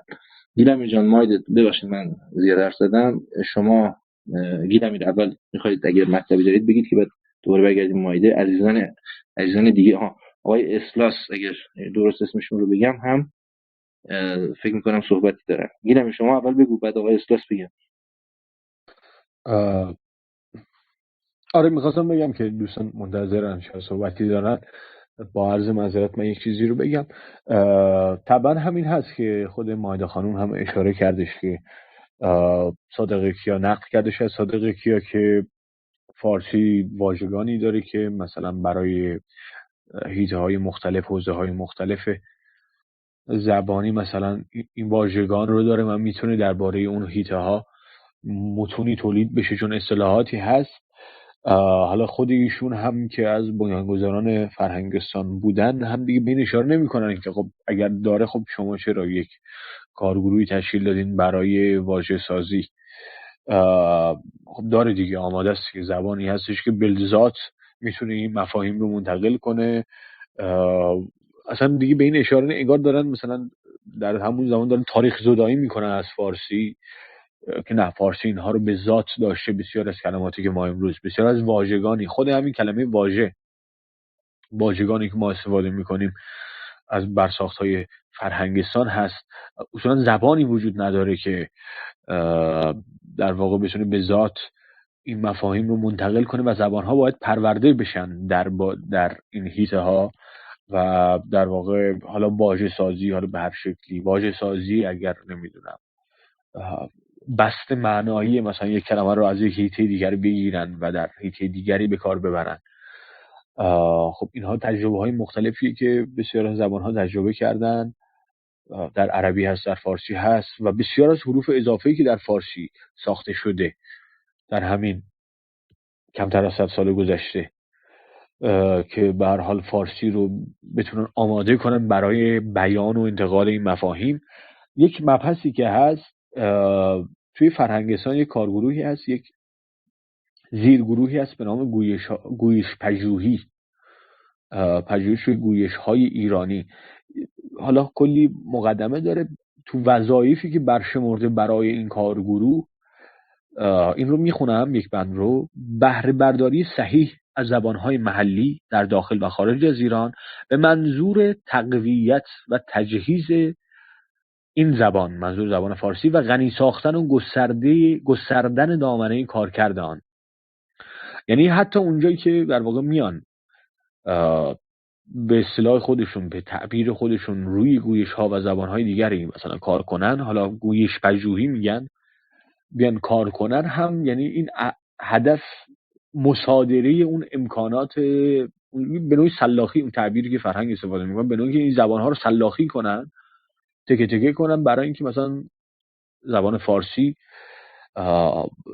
بتونه در واقع زبان فارسی رو تجهیز کنن یا غنا ببخشن.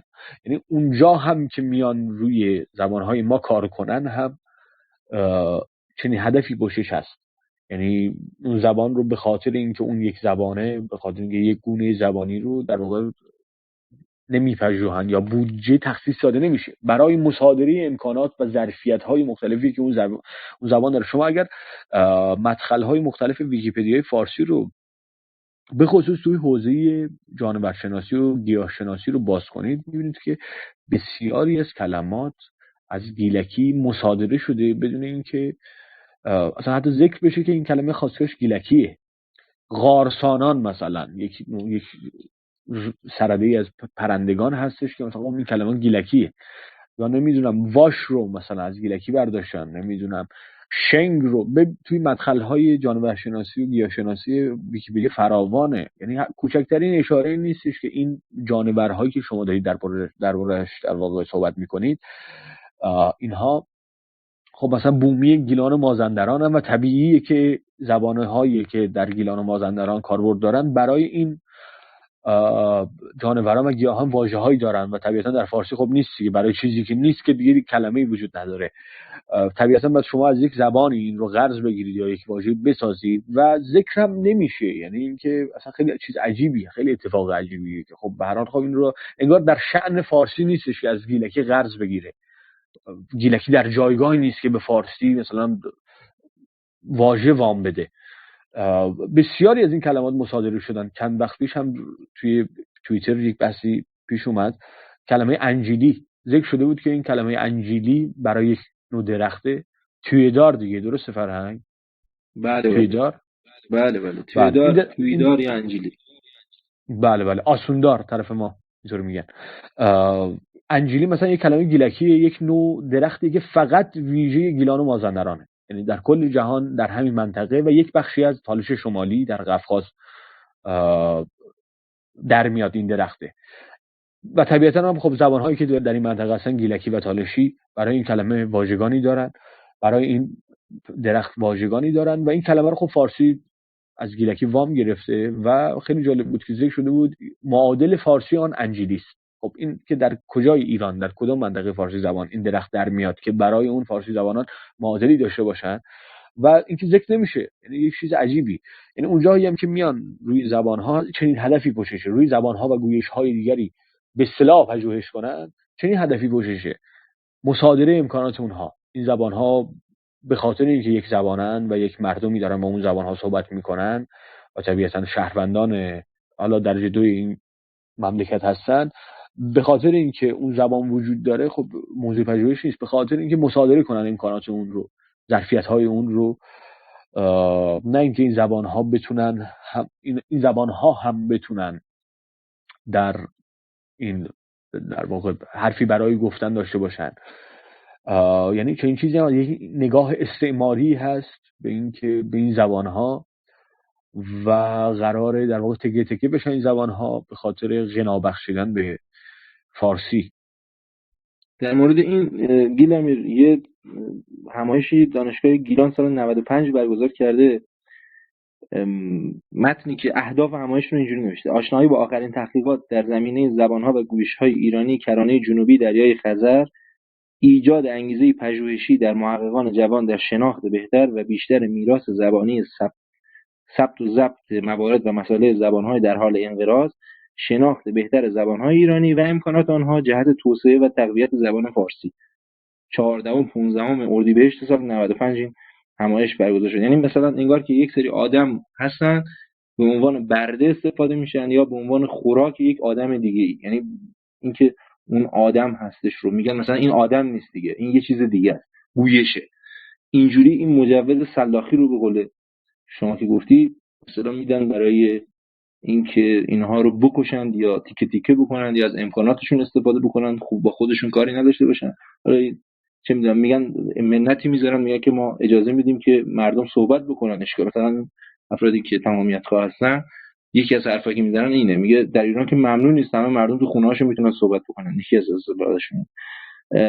آقای اسلاس شما تشریف دارید؟ صدای من رو میشنوید آقای؟ یه چیزی رو من اضافه کنم. من الان یک متنی الان دارم جلوم، مقاله است در واقع سالنامه فرهنگستان نخستین هماندیشی گویش شناسی ایران. در حوزه نظری گویش شناسی دارم متن رو میخونم. ارزش و اهمیت نقش گویش های ایران در حفظ و تقویت زبان فارسی. ارجاعی که داده به دکتر دبیر مقدمه از دانشگاه علامه طباطبایی، یعنی این جمله رو از دکتر دبیر مقدم در واقع نقل کرده.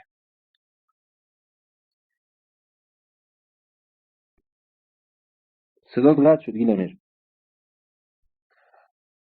الان صدای من میاد؟ بله بفرمایید. خب من دوباره تکرار کنم چون نمیدونم از کجا قطع شد. یک متنی جلوی من هست، سالنامه فرهنگستان، زیرش نوشته نخستین هماندیشی گویش شناسی ایران. حالا پایینتر در مقاله اینطور نمیشه که الف، در حوزه نظری گویش شناسی 2 ارزش و اهمیت نقش گویش های ایران در حفظ و تقویت زبان فارسی. در واقع منبع این عبارت، این جمله، دکتر محمد دبیر مقدم از دانشگاه علامه طباطبایی. در واقع این جمله را از دکتر دبیر مقدم نقل کرده در راستای همون در واقع بحثی که شد که این زبان ها نه به خاطر اینکه یعنی این شخصی که این آقای دبیر مقدمی که در مورد مثلا اینکه اینها زبان هستند، چه میدونم یک سرباز یک کتاب چیز زبان شناسی هستش، رشته زبان شناسی هستش، هم با این دید حالا به این زبان ها نگاه میکنه. یعنی مثلا اینه دیگه، منبعی که گفتن اینه دیگه. درسته گیلمیر؟ من که اشتباه متوجه نشدم. بله دقیقاً، یعنی همین عبارته و خب داخل پرانتز نوشته دکتر دبیر مقدم و کتابی که این جمله رو آورده. در واقع در مقدمه ردشناسی کتابی دارن، ردشناسی زبان‌های ایرانی، دکتر دبیر مقدم در مقدمه اونجا هم همین جمله رو ذکر کردن. برای غنای پژوهش گویش‌ها ارزش و اهمیت نقش گویش‌های ایران در حفظ و تقویت زبان‌های فارسی، نه به خاطر اینکه اینها زبانن و یک مردمی هم به اینها صحبت میکنن به این زبان‌ها، برای غنای فارسی، برای در واقع مصادره امکانات اونها به نفع فارسی. متشکرم. ماید خانم اگر ادامه بدید، حالا اگر مبحث جدیدی هست یا میخواید روی این موارد صحبت بکنید ادامه بدید. بفرمایید. من کتاب روش‌شناسی زبان‌های ایرانی دکتر دبیر مقدم رو دارم. خب حالا اینی که گیلمیر میگه رو من تو این یادم نمیاد همچین چیزی، چون که حالا اصلا نمیخوام تو این کتاب در این چنین چیزی، یعنی مناسب این کتاب میشه بررسی کرد. ماید خانم حالا من برای تلگرام اگر هستی من برای تلگرام میفرستم. من از روی کتاب خوندم، از روی اون مقاله که در واقع ارجاع داده خوندم. کتابش رو خودم هم دارم. اینطور که لازمه به نظر میخواستم بگم که حالا منم میخواستم در همراه با شما یک چیز دیگه بگم. یعنی یکی اینه که خب مثلا اینو منم شنیده بودم، مثلا خودم هم خیلی تو ذهنم بود، مثلا بچه تر که بودم که مثلا زبان‌های دیگه چقدر میتونه کمک کنه در واقعا تو ذهن خودم هم خیلی بوده که آره به زبان فارسی چقدر میتونه کمک کنه. خب یعنی که منم به عنوان علاقه‌مند به زبان و یک کسی که تو ایران بزرگ شده همچی فکرایی تو ذهنم بود. خب یعنی نمیگم که، یعنی میگم تغییر کردم، مثلا بهتر فکر کردم، فکرام تغییر کرده، ولی مثلا کاملا متوجهم. یعنی خب و طبیعیه، خب زبان ها میتونن از هم دیگه وام بگیرن، خب این خیلی چیز طبیعیه. بس اینه که خب به چه صورت داره انجام میشه و همزمان با اون خب چه اتفاقاتی داره میفته. اون زبان ها خب چرا مثلا در جایگاهی نیستن که اینها خودشون تشکیلاتی داشته باشن بتونن.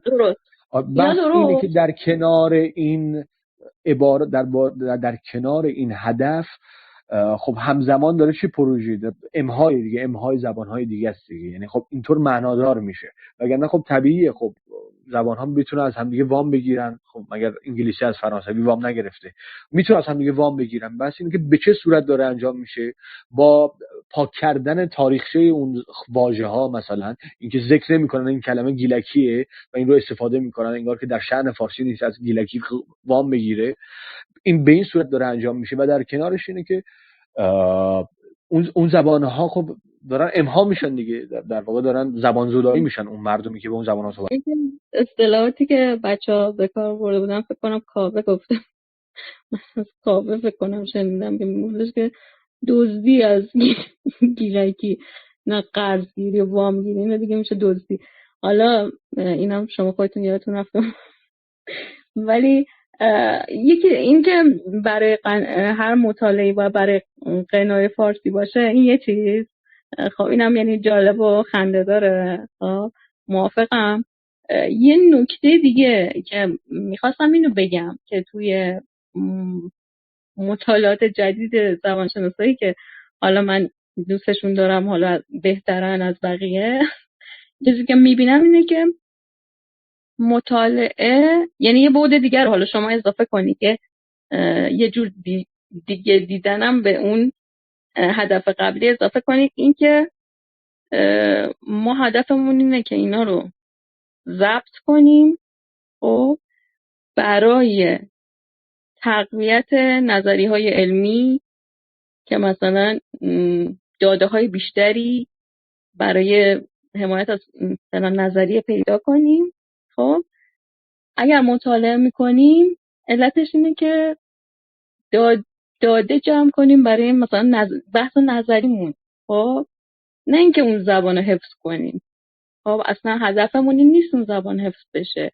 زودتر اصلا قبل از اینکه نابود بشه بریم اونا رو چیز کنیم، داده‌هاش رو جمع کنیم.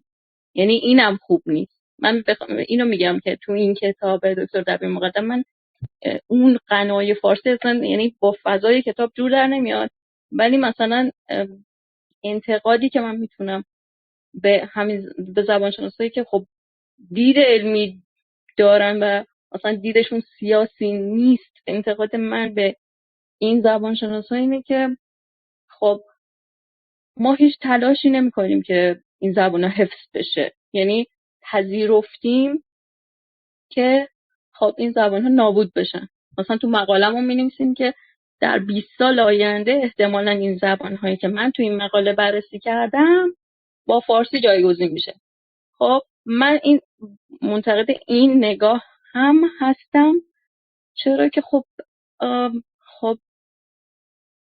اگر ما مثلا زبانشناس ایرانی هستیم، اگر ما داریم به این زبان ها توجه میکنیم، حالا ما مثلا یه ذره تلاش هم میکنیم که اینا رو حفظ کنیم.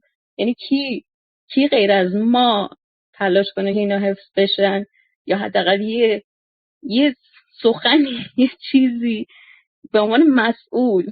چون مثلا حالا ما هیچ چیزی به غیر از متاسفانه فرهنگ زبان و ادب فارسی نداریم که حالا یه مطالعات گویش شناسی هم داشته، این که حالا اونا متوقف شده. اونم یادم نمیاد خبرشو خوندم، اون یه اطلس گویشی زبان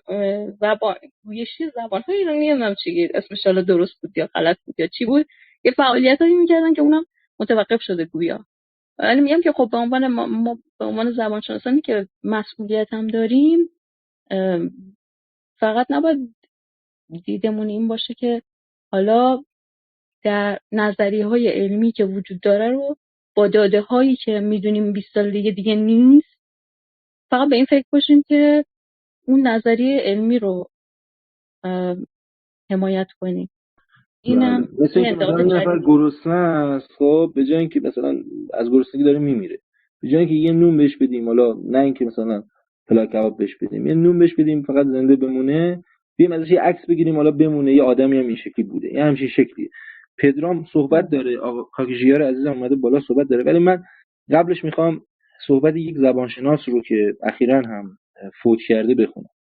میگه که مقصود از گسترش جغرافیایی زبان فارسی اشاعه آن در داخل و خارج قلمرو جغرافیایی کشور ایران است. اگرچه فعلا زبان فارسی زبان رسمی کشور ایران است، ولی در بسیاری نقاط ایران زبان مادری مردم نیست. بدیهی است اگر ما بتوانیم شیوهی اتخاذ کنیم که به تدریج و با نرمش زبان فارسی زبان مادری همه کسانی که در قلمرو جغرافیایی ایران به دنیا میآیند و زندگی میکنند قدم مهمی در راه وحدت ملی خود برداشتیم، زیرا وحدت زبان عامل بسیار مهمی در پیوستگی و وحدت ملی است. یعنی این نظر یک زبانشناس به نام آقای دکتر باطنی هستش که کتاباشون مرجع کنکور زبانشناسی است. حالا مایده بیشتر میتونه توضیح بده، فقط ما اگر اجازه بدی اول پراخوت، پدرام و آقای ژیار که اومدن بالا صحبتاشون رو بشنویم و بعد دوباره برمیگردیم. پدرام جان شما بفرمایید. متشکرم. من یه چند دقیقه میخوام وقت جمع رو بگیرم درباره چیزایی که حالا تجربیات شخصی خودم میشه بیشتر گفت، چون من رشته‌ام مرتبط با زبانشناسی نیستش. میخواستم بگم که حالا طبق چیزایی که خوندین و من خواستم اینا رو بخونم که استناد اینها بگم که هم شما فرهنگ هم بیل امیر بگم که نگاهی که به زبان، گویش و لهجه در بین زبانشناس‌های حالا میشه گفت نامدار دهه‌های پیش ایران وجود داشته، میشه گفت حداقل در اکثرشون نگاه ایدئولوژیکی بوده و الا یک سری پارامترها هست مسلماً برای، یا یک سری تعریف‌ها هست که مدام دارن به روز میشن که بخواد نشون بده چی گویش هست، اصلا چه مثل یک پلتفرم زبان چیه و حالا در درون اون پلتفرم، درون اون زبان گویش ها حالا یا میشه گفت مدل گفتن اون زبان تغییر میکنه که حالا میشه بهش گفت گویش یا اصلا شاید اصلا این تعریف اشتباه باشه. چیزی که بهش پرداخته نشد و حتی بهش دامن هم زده شد که حالا بحث میشه گفت نجات پرستی و حالا خیلی چیزایی که از اون نشد میگرفت و خودتون اشاره کردید به درستی که پیش اومده توی 100 سال گذشته، چون واقعا ایده برای یک شعر، برای یک داستان، برای یک متن، برای یک محتوایی که دستگاه زبان در حالا ذهن ما، در فکر، در حالا وجود ما میسازتش، در واقع بیرنگه. اگه ما زبانها رو رنگ تصور کنیم یا شیشه های رنگی تصور کنیم، این ایده در تمام آدم‌ها انگار که یکسانه، یعنی در آدم‌هایی که ایده هایی به ذهنشون میرسه یکسانه و وقتی که میاد از فیلتر این شیشه رنگی یعنی زبان رد بشه، به رنگ اون زبان در میاد که یک نفر آلمانی شعر میگه، یک آلمانی، یکی فارسی شعر میگه، یکی چینی شعر میگه و یکی گیلکی یا تالشی شعر میگه یا داستان مینویسه یا هر محتوایی رو تولید میکنه. این که خیلی عجیبه، دوستانی که حالا بزرگانی که بیشتر آدم دلش میشکنه که حالا دلسوز، به ظاهر دلسوز و کنشگر مسائل فرهنگی و زبانی ایران هستن و بودن، این شیشه های رنگی رو یا نادیده گرفتن یا اصلا انگار تلاش بر شکوندنش داشتن که این ایده فقط به یک رنگ توی کشور ایران ظهور پیدا کنه. یه چیز دیگه‌ای که می‌خواستم بگم که احساس می‌کنم کاملا ایدئولوژیک بوده نگاه، یعنی نگاه حتی بی‌طرفانه هم نبوده که نمیدونیم گویش یا زبان این در آینده تغییر خواهد کرد. چون حالا مثلا من طبق رشته خودم، ما گرگور مندل رو پدر علم ژنتیک میدونستن به خاطر اون داستان معروفش که روی لوبیاها چیز کرده بود، روی نخود فرنگی‌ها، معذرت می‌خوام، آزمایشی که انجام داده بود توی علم ژنتیک تا قبل از اینکه واتسون و کریک بیان شکل ساختار دی ان ای رو کشف کنن در زمان وقوع جنگ جهانی دوم، ایشون رو پدر علم ژنتیک میدونستن و اینکه ما امروز میدونیم آزمایشی که ایشون انجام دادن در علم ژنتیک به صورت تصادفی جواب درستی داده، ولی روش آزمایش امروز میدونیم که کاملا اشتباه بوده، چون ایشون مثلا حالا من زیاد وارد بحثش نمیشم، هر صفت رو یک ژن در نظر گرفته، در صورتی که تو موجودات زنده برای هر صفت کدون‌ها و ژن‌های مختلفی وجود داره و این رو الان از ایشون بعد سالها که ایشون رو پدر علم ژنتیک میدونستن الان میگن پدر علم ژنتیک، کلاسیک علم ژنتیک و آپدیتش میکنن. و خیلی جالبه که تو ایران هرگز این بحث زبانشناسی حداقل تا جایی که به ما رسیده، به منی که رشتم زبانشناسی نیست، اصلا آپدیتی انگار صورت نگرفته و همچنان خیلی ها سر کتاب‌های چاپ میشه که گویش نمیدونم درباره گویش گیلکی. کار نداریم. چیزی که شما فرمودید ظرفیت تدریس یا پیچیدگی، من یه خاطره تعریف کنم. همین چند وقت پیش بود، من برادرزادم که 13-14 سالش هستش از من پرسید که عمو مگه نیه تو گیلکی به معنی نیست؟ گفتم چرا نیه یعنی نیست؟ گفت خب چرا نمیگی، چرا نگفتی؟ داشتم تلفنی حرف میزدم، گفتی فلانی نیسه، چرا نگفتی فلانی نیه؟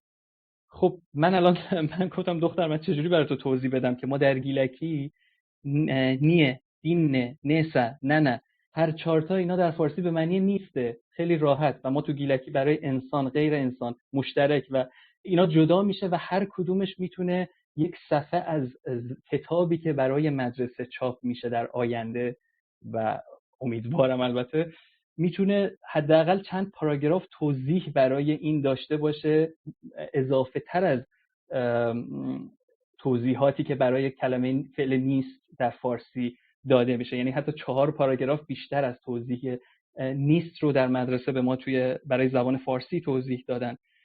این در چیزی که میگفتن ظرفیت، بعضیا میگن ظرفیت تدریس نداره و خیلی پیچیدگی خاصی گیلکی نداره. این فقط یک مثالش هست که چقدر فرق میکنه. و یک چیز دیگه که میخواستم بگم اینه که ما مثلا توی، حالا دوستان شما خودتون مطالعات زبانشناسی دارین بهتر میدونید، من تو همین زبونهایی که جسته و گریخته میخونم مطالعه میکنم برام خیلی جالبه. ما اگه بخوایم انقدر ساده که مردم یا یک سری‌ها که میگم راحت گویش یا لهجه خطاب میکنن ارگان ما گیلکی یا کردی یا اصلا هر زبان دیگه‌ای رو، چون در ایرانه و چون کلمات مشترکی با فارسی یا زبان معیار داره و نادیده میگیرن نبوده مدرسه، فرهنگستان و هر چیز دیگه‌ای رو، چون واقعا تاثیر داره. مثلا فرهنگستان زبان فارسی توی 100 سال اخیر وجود نداشت، مطمئنا ما همچنان به هواپیما میگفتیم طیاره و اگه یه عرب میشنید میگفت که چقدر فارسی شبیه زبان ماست و مثلا طیاره که ما هم میگیم. و همینطور هزار کلمه دیگری که خودتون میدونید به فارسی اضافه شد، به ما تدریس شد، ما اون رو مشق نوشتیم، حفظ کردیم، بردیم سر کلاس نمره بابتش گرفتیم، انشا نوشتیم، با اون کلمات جمله سازی کردیم که برامون عادی بشه. کلماتی که شاید مثل حالا میگم هواپیما الان حضور ذهن ندارم، بعد که کلمات جدیدی هستن و ساخته فرهنگستان هستن. شاید این زبان‌های کوچک، قطعاً زبان‌های کوچکتر، منظورم در داخل جغرافیای ایران که رسانه با فرهنگستان ندارن، دارای فرهنگستان بودن، کلمات خودشون رو میساختن و کاملا مثل فارسی کلمات جدیدی به زبان اضافه میشد. میخواستم بگم اگه اینجوری بخوایم نگاه کنیم، خیلی واقعا زبان‌های اروپایی و اصلا خیلی از زبان‌های هند اروپایی رو خیلی راحت با این طرز فکر یا این نوع نگاه ایدئولوژی که مردم، یا میگم برخی از زبانشناسان ما، میشه کاملا همه رو گویشی از همدیگه یا لهجه‌ای حتی از همدیگه تصور کرد. مثلا من یک مثال براتون بزنم، حالا تو روسی که یک مقدار میدونم، مثلا ما در فارسی میگیم اینجوری نیست، در گیلکی میگیم اتو نیه، اینجوری نیست، اتو نیه. و ما در روسی معادلش رو داریم که میگه دقیقاً، یعنی جز این نمیشه، میگه اتو نیه، ات نیه.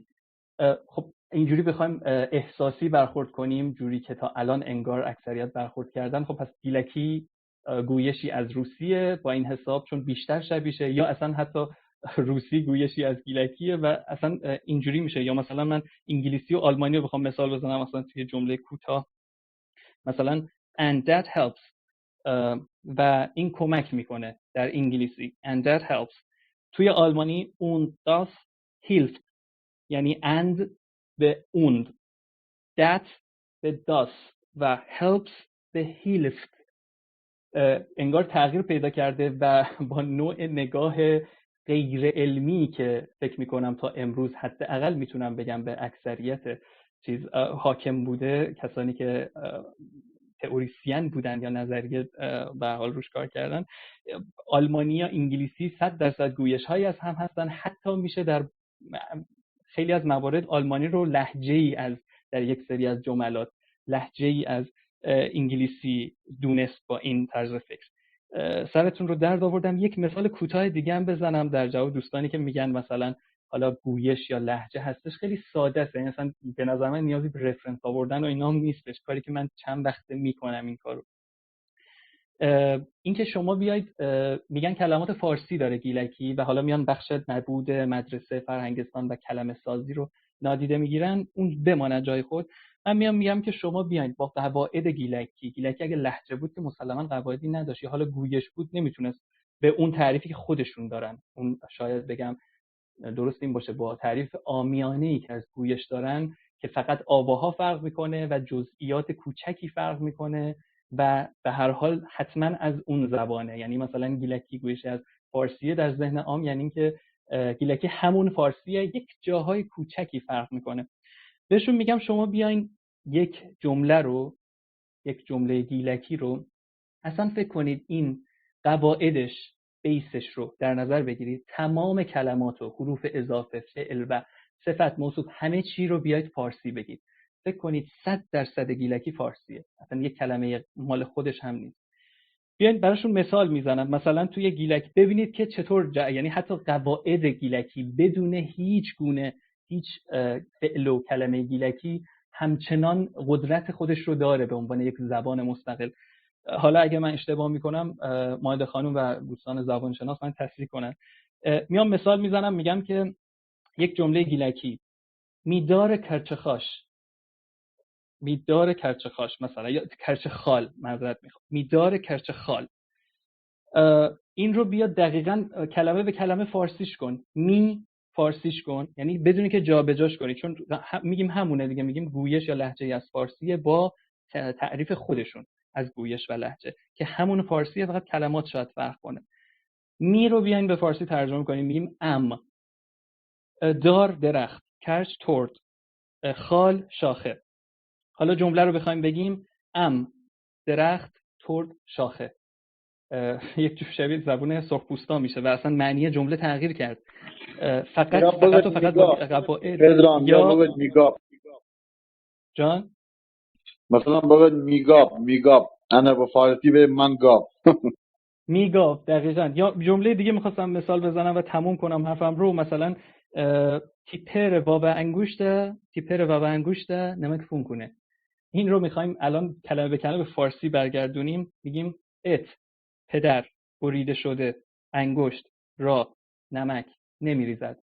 و حتی اگه اینا رو من بخوام پشت هم و درست بخونم، ات پدر بریده شده، انگشت را نمک نمیریزد، 180 درجه دوباره برگشت. یعنی معنی اون جمله گیلکی این بود که روی انگشت پدر زخم شده پدر تو نمک نمیریزه. که میخوام بگم حتی قواعد گیلکی، قواعد امروز گیلکی که حالا بدون هیچ آموزش و فرهنگستانی و بسیار بسیار آسیب دیده از زبانهای اطرافش، حتی امروز انقدری قدرتمند قواعد گیلکی که اگه بیایم تمام کلمات روزمره‌مون رو فارسی تلفظ کنیم، حتی حروف و صفت و موصوف و حروف رفع رو، باز هم برای یک فارسی زبان که به هر حال ما رو لهجه یا گویشی از خودشون میدونن قابل فهم نیست جملات.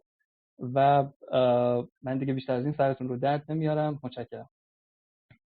ممنون پدرام جان. حالا قبل از اینکه برسیم به کاکشیار عزیز، چون قرار بر این بودش که هر عزیزی که صحبت میکنه بعدش مایده صحبت بکنه، صحبت‌های مایده رو میشنویم بعد میریم سراغ عزیزان دیگه. آقا سالار عزیزم خیلی خوش اومدید.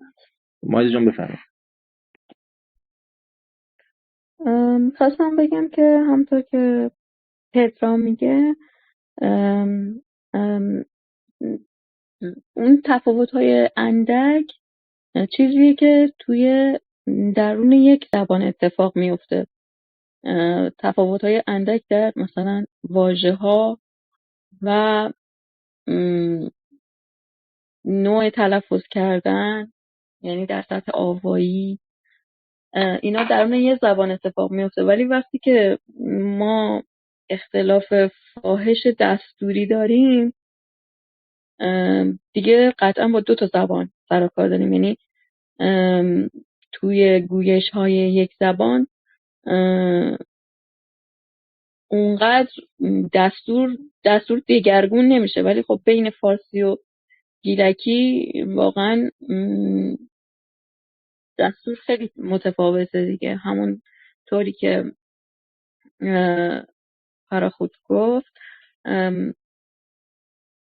ترتیب واژه ها تو گیلکی و فارسی خیلی فرق میکنه. و اگه من بخوام بشمرم، اینکه ما توی فارسی پیش اضافه داریم، یعنی مثل همون حروف اضافه‌ای که قبل از اسم قرار میگیرن، مثل از، در، به، این چیزا حرف اضافه قبل از اسم قرار میگیرن، پس میشه پیش اضافه. ولی توی گیلکی ما پس اضافه داریم، یعنی که حرف اضافه بعد از اسم یا گروه اسمی قرار میگیره. مثلا اگه تو فارسی میگیم در خانه، گیلکی میگیم خانه میان. یا از علی جا، یا نمیدونم به علیه. یعنی همه حرف اضافه ها در گیلکی به صورت پس اضافه میان. یکی این. بعد دیگه صفت و موصوف تو فارسی، خب صفت بعد از اسم میاد، بعد از موصوف میاد. تو گیلکی صفت پیش از اسم میاد دیگه. مضاف و مضاف الیه هم همینطور. مضاف و مضاف الیه در گیلکی مضافه که بعد از مضاف الیه میاد، در فارسی مضاف بعد مضاف الیه. بعد دیگه تو ساختارهای پیچیده تر هم همین ترتیب طوریه که متفاوت از فارسیه. مثلا حرف اضافه. ببخشید لطفاً مثال هم از صفت موصوف و مضاف و مضاف الیه و این به اصطلاح مطلبی که دارید میگید این رو هم مثال بزنید که ملموس بشه. مثلا صفت موصوف گیلکی مثلا کوچیزای، بچه کوچیک. فارسی بچه کوچیک. جاشون فرق میکنه، ترتیب فرق میکنه. یا مضاف و مضاف الیه. حسن پر میشه پدر حسن دیگه. مثلا حرف اضافه‌ای که گروه قیدی رو باهاش نشون میدیم، مثال میزنم. مثلا ما میگیم پس از مردن علی. خب این یک گروه قیدیه. خب اون پس تو فارسی اول میاد، بعد مثلا پس از، بعد مردن علی، یا پس از اینکه علی مرد.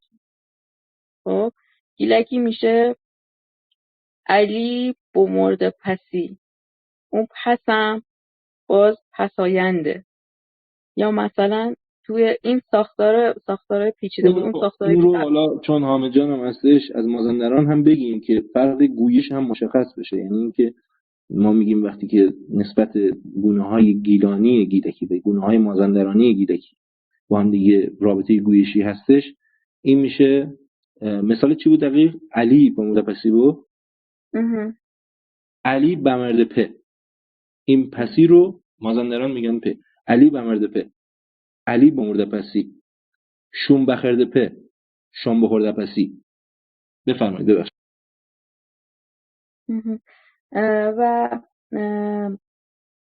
دیگه مثل اون ساختارهای اولی که گفتم، مثلا گروه حرف اضافه‌ای یا مضاف الیه صفت موصوف، خب اینا همه ساختای ساده در نظر گرفته میشه. این ساختایی که الان میگم مثل همین که الان گفتیم، علی بمرده پر پ یا مثلا بند موصولی، اینا ساختارهای پیچیده بهشون میگن که توی این ساختارها هم حتی همون ترتیب، همون تمایل رده شناختی در واقع وجود داره.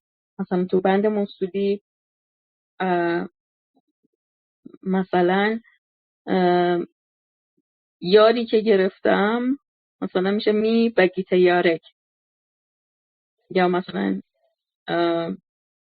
چایی که مادرت دم کرده تیمار بنا چایی، یعنی چایی، اون چایی که هسته اسمیه الان پساینده، یعنی در انتها گفته میشه و اون توصیفگرش ابتدا. ولی ما مثلا در فارسی و خیلی زبانهای دیگه اول هسته اسمی رو میاریم، بعد بند موصولی رو میاریم. مثلا انگلیسی هم همین ترتیبش اینطوریه، اول هسته اسمیه بعد بند موصولی. با اینکه صفت موصوفش مثل گیلکیه، ولی تو این ساختار پیچیده ترتیبش اونطوری نیست. ولی گیلکی این دوتا صفت موصوف و بند موصولی این همسو با هم یا ضمایر ملکی ایراد گیلکی هستش. تالیشی هم تقریبا به همین ترتیبه. تو تالیشی هم معذرت تو تالیشی هم تقریبا بله تو تالیشی هم تقریبا به همین ترتیبه. بله مثلا همین تیمار بمردوس یا تیمار بمردوسی بعد از مرگ مادرت، بعد از مردن مثلا مادر، مثلا تو تالیشی میشه ننه مرد بدوم. اگر اشتباه میکنم عارف جان پایین هستن، عزیز تالیش زبان ماست. توی اون تالشی شمالی هم میشد مارد پشت اگر اشتباه نکنم. مارد پشت اینطوری، مارد پشت توی تالشی شمالی اگر اشتباه نکنم، و توی تالشی حالا طرف ما مرد بدوم مثلا به این ترتیب میشه. بله. در مورد همین مثلا می پیر، همین این میگه مای فادر، می پیر مای فادر که توی فارسی هست در من که پدرام جان. خب آره، ضمیرهای ملکی هم قبل از هسته اسمی میان توی گیلکی. و درباره اینم در راستای هموناست. اگر این ضمیرهای ملکی رو صفت در نظر بگیریم که تو خیلی از زبان‌ها صفت ملکی بهشون میگن، اینم خیلی همسو میشه، یعنی هم الگو میشه با هم صفت موصوف، هم اون الگوی بند موصولی، یعنی همشون اون توصیفگره قبل از هسته اسمی قرار میگیره. یعنی به لحاظ رده شناسی هم کلا گیلکی خیلی جالبه. جالبیش این که خیلی پایبنده به مشخصه های ردش که همون در واقع چپ انشابی بودنه. حالا اینا رو بعدا من باید مفصل توضیح بدم، ولی این که مثلا توی فارسی خیلی با رده خودش یعنی خیلی آشفتگی داره، یعنی الگوهاش انقدر منظم نیستن. مثلا الان من الان داشتم بیشتر نگاه میکردم، یه سری چیزای جدید فهمیدم، یعنی که الان داشتم بهش فکر میکردم. ولی اینکه خیلی منظمه از لحاظ ترتیب واژگانی، خیلی منظمه گیلکی. ولی مثلا فارسی اون نظم نداره. حالا اینا مال بد و خوب نداره مثلا، ولی این خیلی جالبه که یعنی مثلا پروتوتایپ اون رده است گیلکی، رده مثلا، یعنی خیلی نزدیک به نمونه اعلای این زبانهای چپ انشابی. مثلا ترکی هم اینطوریه، کره‌ای هم اینطوریه، تو اون رده است.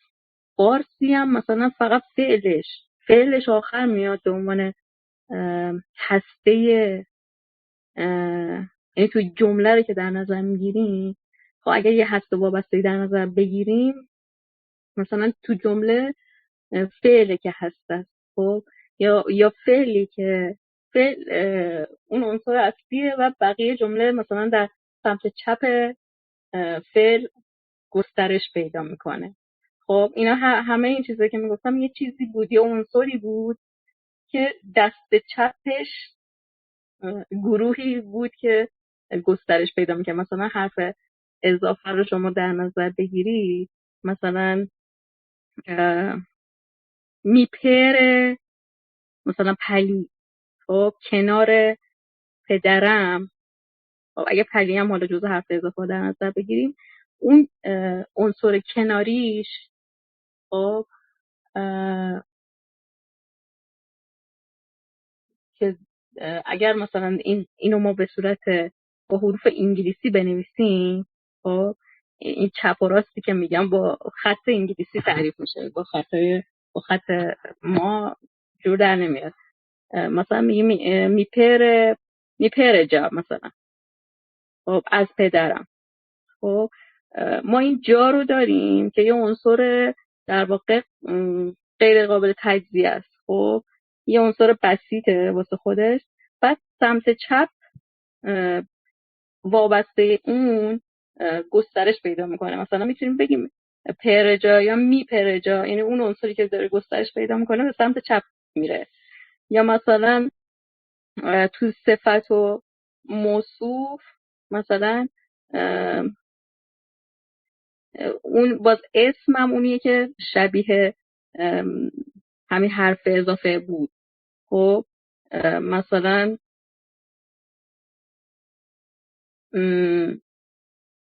می گل دختر، خب می خوشگل دختر. خب اون دختره اون عنصریه که بسیطه در واقع، یعنی اون عنصریه که منشعب انشعاب نداره.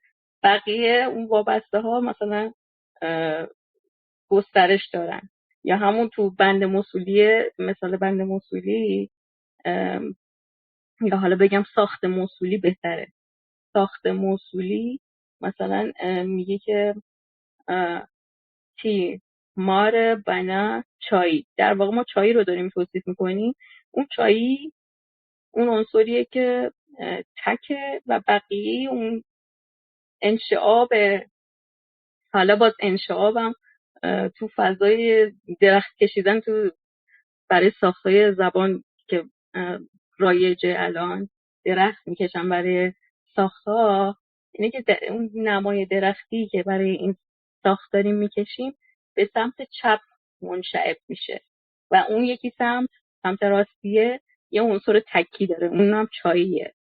خب بعد مثلا تیمار بنا اونا میفته سمت چپ درختمون. خب این ساختای گیلکی رو که میکشی همشون به سمت چپ درختشون منشعب میشه. ولی مثلا فارسی از نظر اون فعل اینطوری هستش که فعل آخر میاد، یعنی بقیه جمله داره از اون سمت چپ منشعب میشه، ولی بقیه ساختها اینطوری نیست. بقیه ساختش راست انشعابیه، یعنی توی رده خودش همسو با گرایش رده خودش نیست. مثلا یه عنوان کلی که به این زبان ها میدن، مثلا یه اوویه یا وی اوه. خب مثلا الان گیلکی یه اوویه که بقیه ساختاش هم با اووی بودنش همسوه، ولی فارسی یه اوویه که بقیه ساختاش شبیه وی او هست، زبان های وی اوه. حالا امیدوارم که یه کمی تونسته باشم این مفهوم برسونم.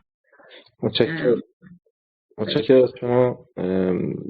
بریم صحبت آقا ژیا رو بشنویم. میترا خانم خیلی خوش اومد. آقا ژیا شما بفرمایید، بعد دوباره برمیگردیم به مایده و به اصطلاح میرسیم به میترا خانم. بفرمایید آقا. سلام دوستان عزیز، شبتون بخیر. باز میخوام من تو این فاصله اومدم بیرون، اگر امکانش باشه که بعد از نفر بعدی خیلی مشتاقانه هم در خدمتتون خواهم بود. بله ممنون از شما میترا خانم، خیلی خوش آمدید. بفرمایید.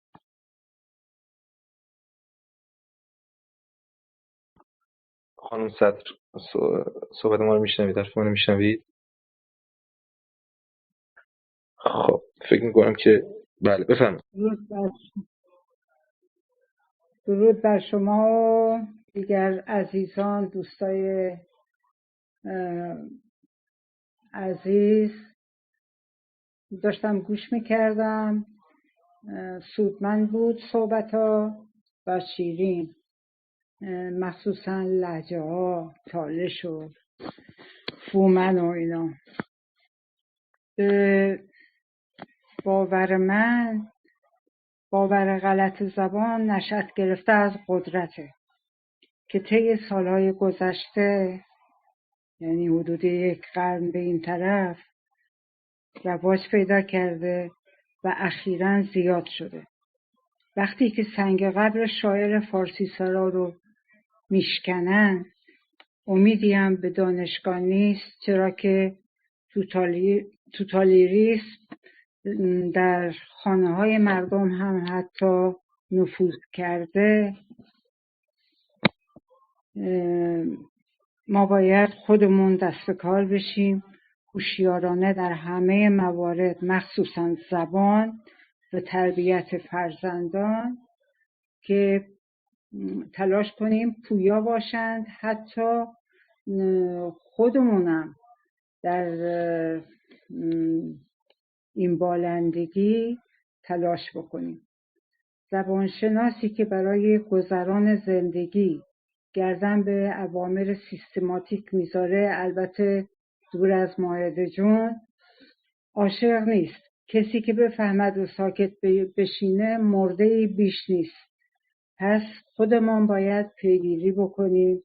من در یک مسابقه از ژاپن از من هایکو خواستم، یه شعر فرستادم. بعد به این فکر کردم که چرا من این شعر رو انگلیسی فرستادم. خب چه خوبه که من همین گیلکی رو بفرستم با ترجمه انگلیسیش. و همین کارم دوباره کردم، ایمیل زدم براشون فرستادم. یعنی ما باید نهایت تلاشمون رو بکنیم.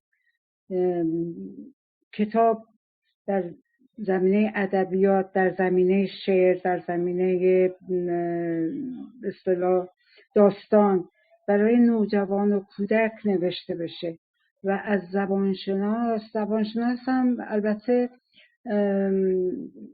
سایر کشورها اینطوری نیست، چون اصلا سیستمشون فرق میکنه. یعنی زبانشناس رو انقدر بهش بها میدن، در رفاه قرار میدن، بودجه بهش تخصیص میدن که با خیال آرام بشینه و تحقیق بکنه. اینجا اصلا میخوان فقط هرچی که بوده همونا تکرار بشه، هیچ پویایی نداشته باشن، همون که سیستمی که خوندن بیان منتقل کنن به دانشگاه. و این بود که من از خانم دکتر مائده خانم پرسیدم اون جلسه که آیا اساتیدی هستن که چون ما خودم من 2 واحد پاس کردم و هیچی از زبانشناسی، فقط یه 2 واحد رو توی آزمایشگاه کار کردیم و سلام. البته خب موقع ما مقصر بودیم که دنبال نرفتیم، چون اصلا رسانه اینجوری نبود و بعد اومدیم گرفتار زندگی شدیم و خلاصه نشد. ولی الان اساتید حداقل اگه خودشون کار نمی‌کنن به دانشجوی کلیدی بدن، راهنماییش کنن که بابا این نیست، همه چیز برای پول نیست تو این زندگی. ما باید زندگی رو زندگی بکنیم، یه اثری بذاریم از خودمون.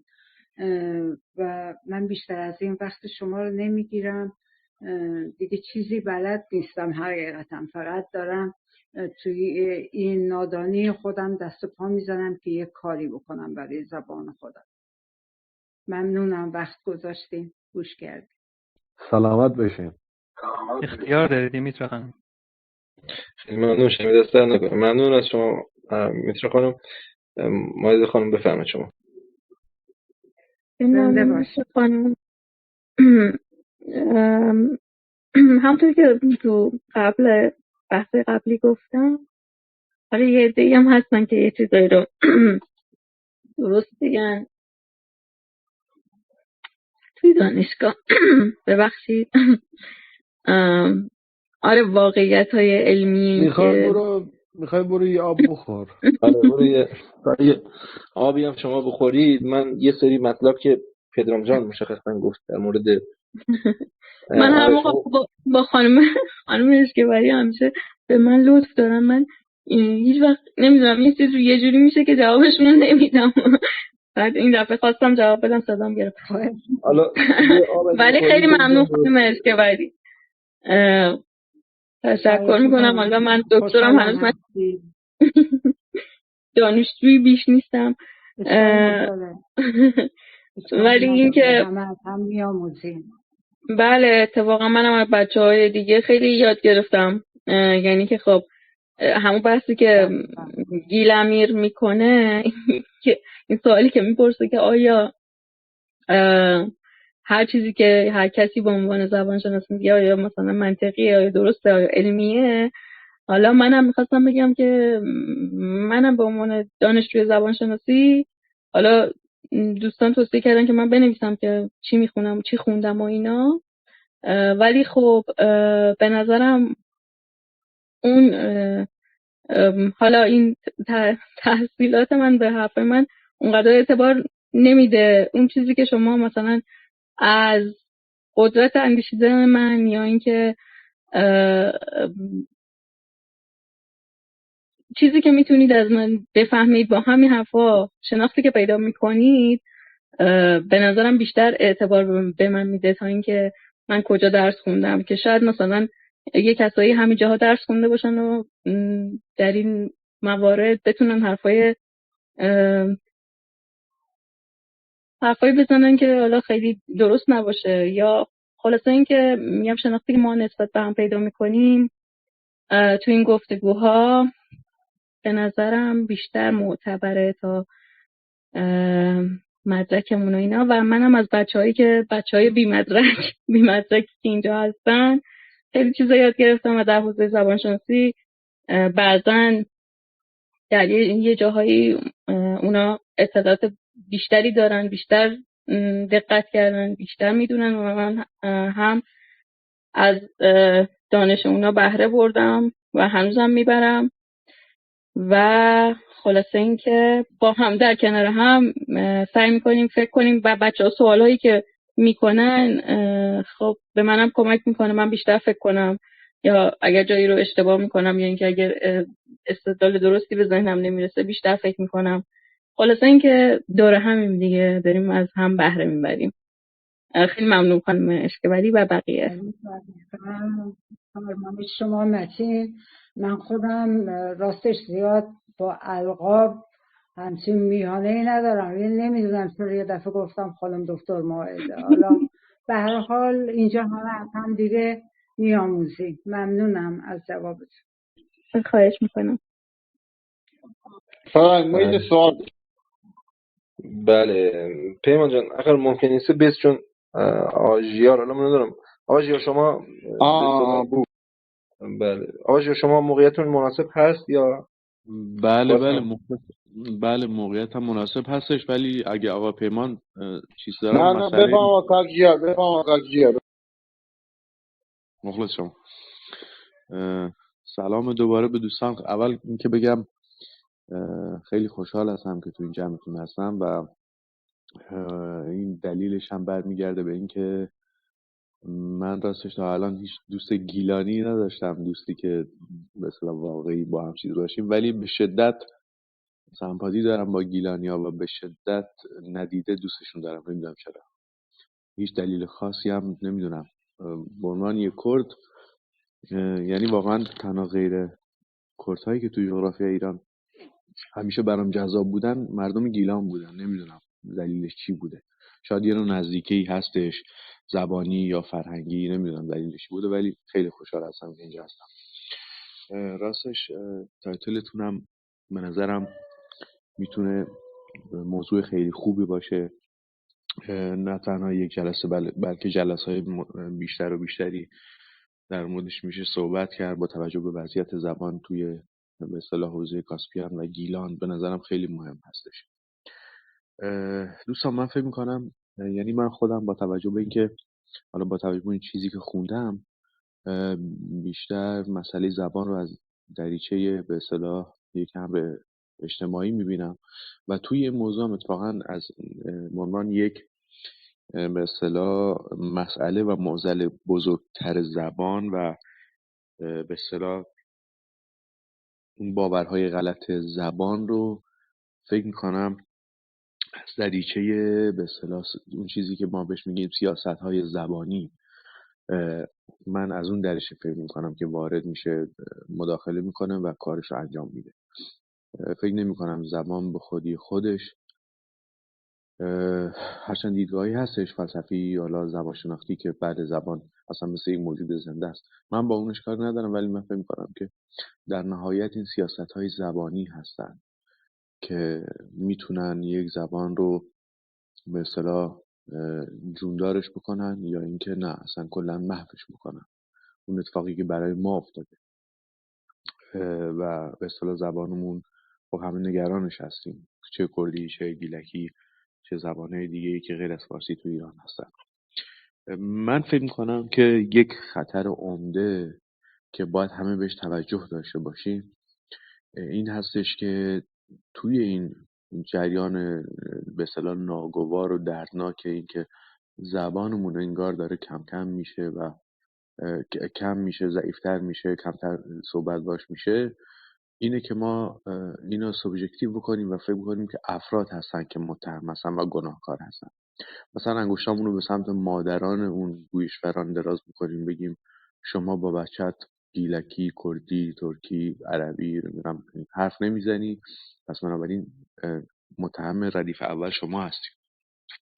در حالی که این مسئله پیچیدگی‌های خیلی زیادی داره و اون مادر هم آگاهانه این کار نمی‌کنه و اصلا این فردی کردن موضوع خودش واقعا ما رو به یک بیراهه‌ای میبره که انتهاش نه کمکی به زبان میکنه و حتی هیچ به اصطلاح سازماندهی هدفمندی هم نمیکنه که ما بتونیم به اون زبان کمکی بکنیم.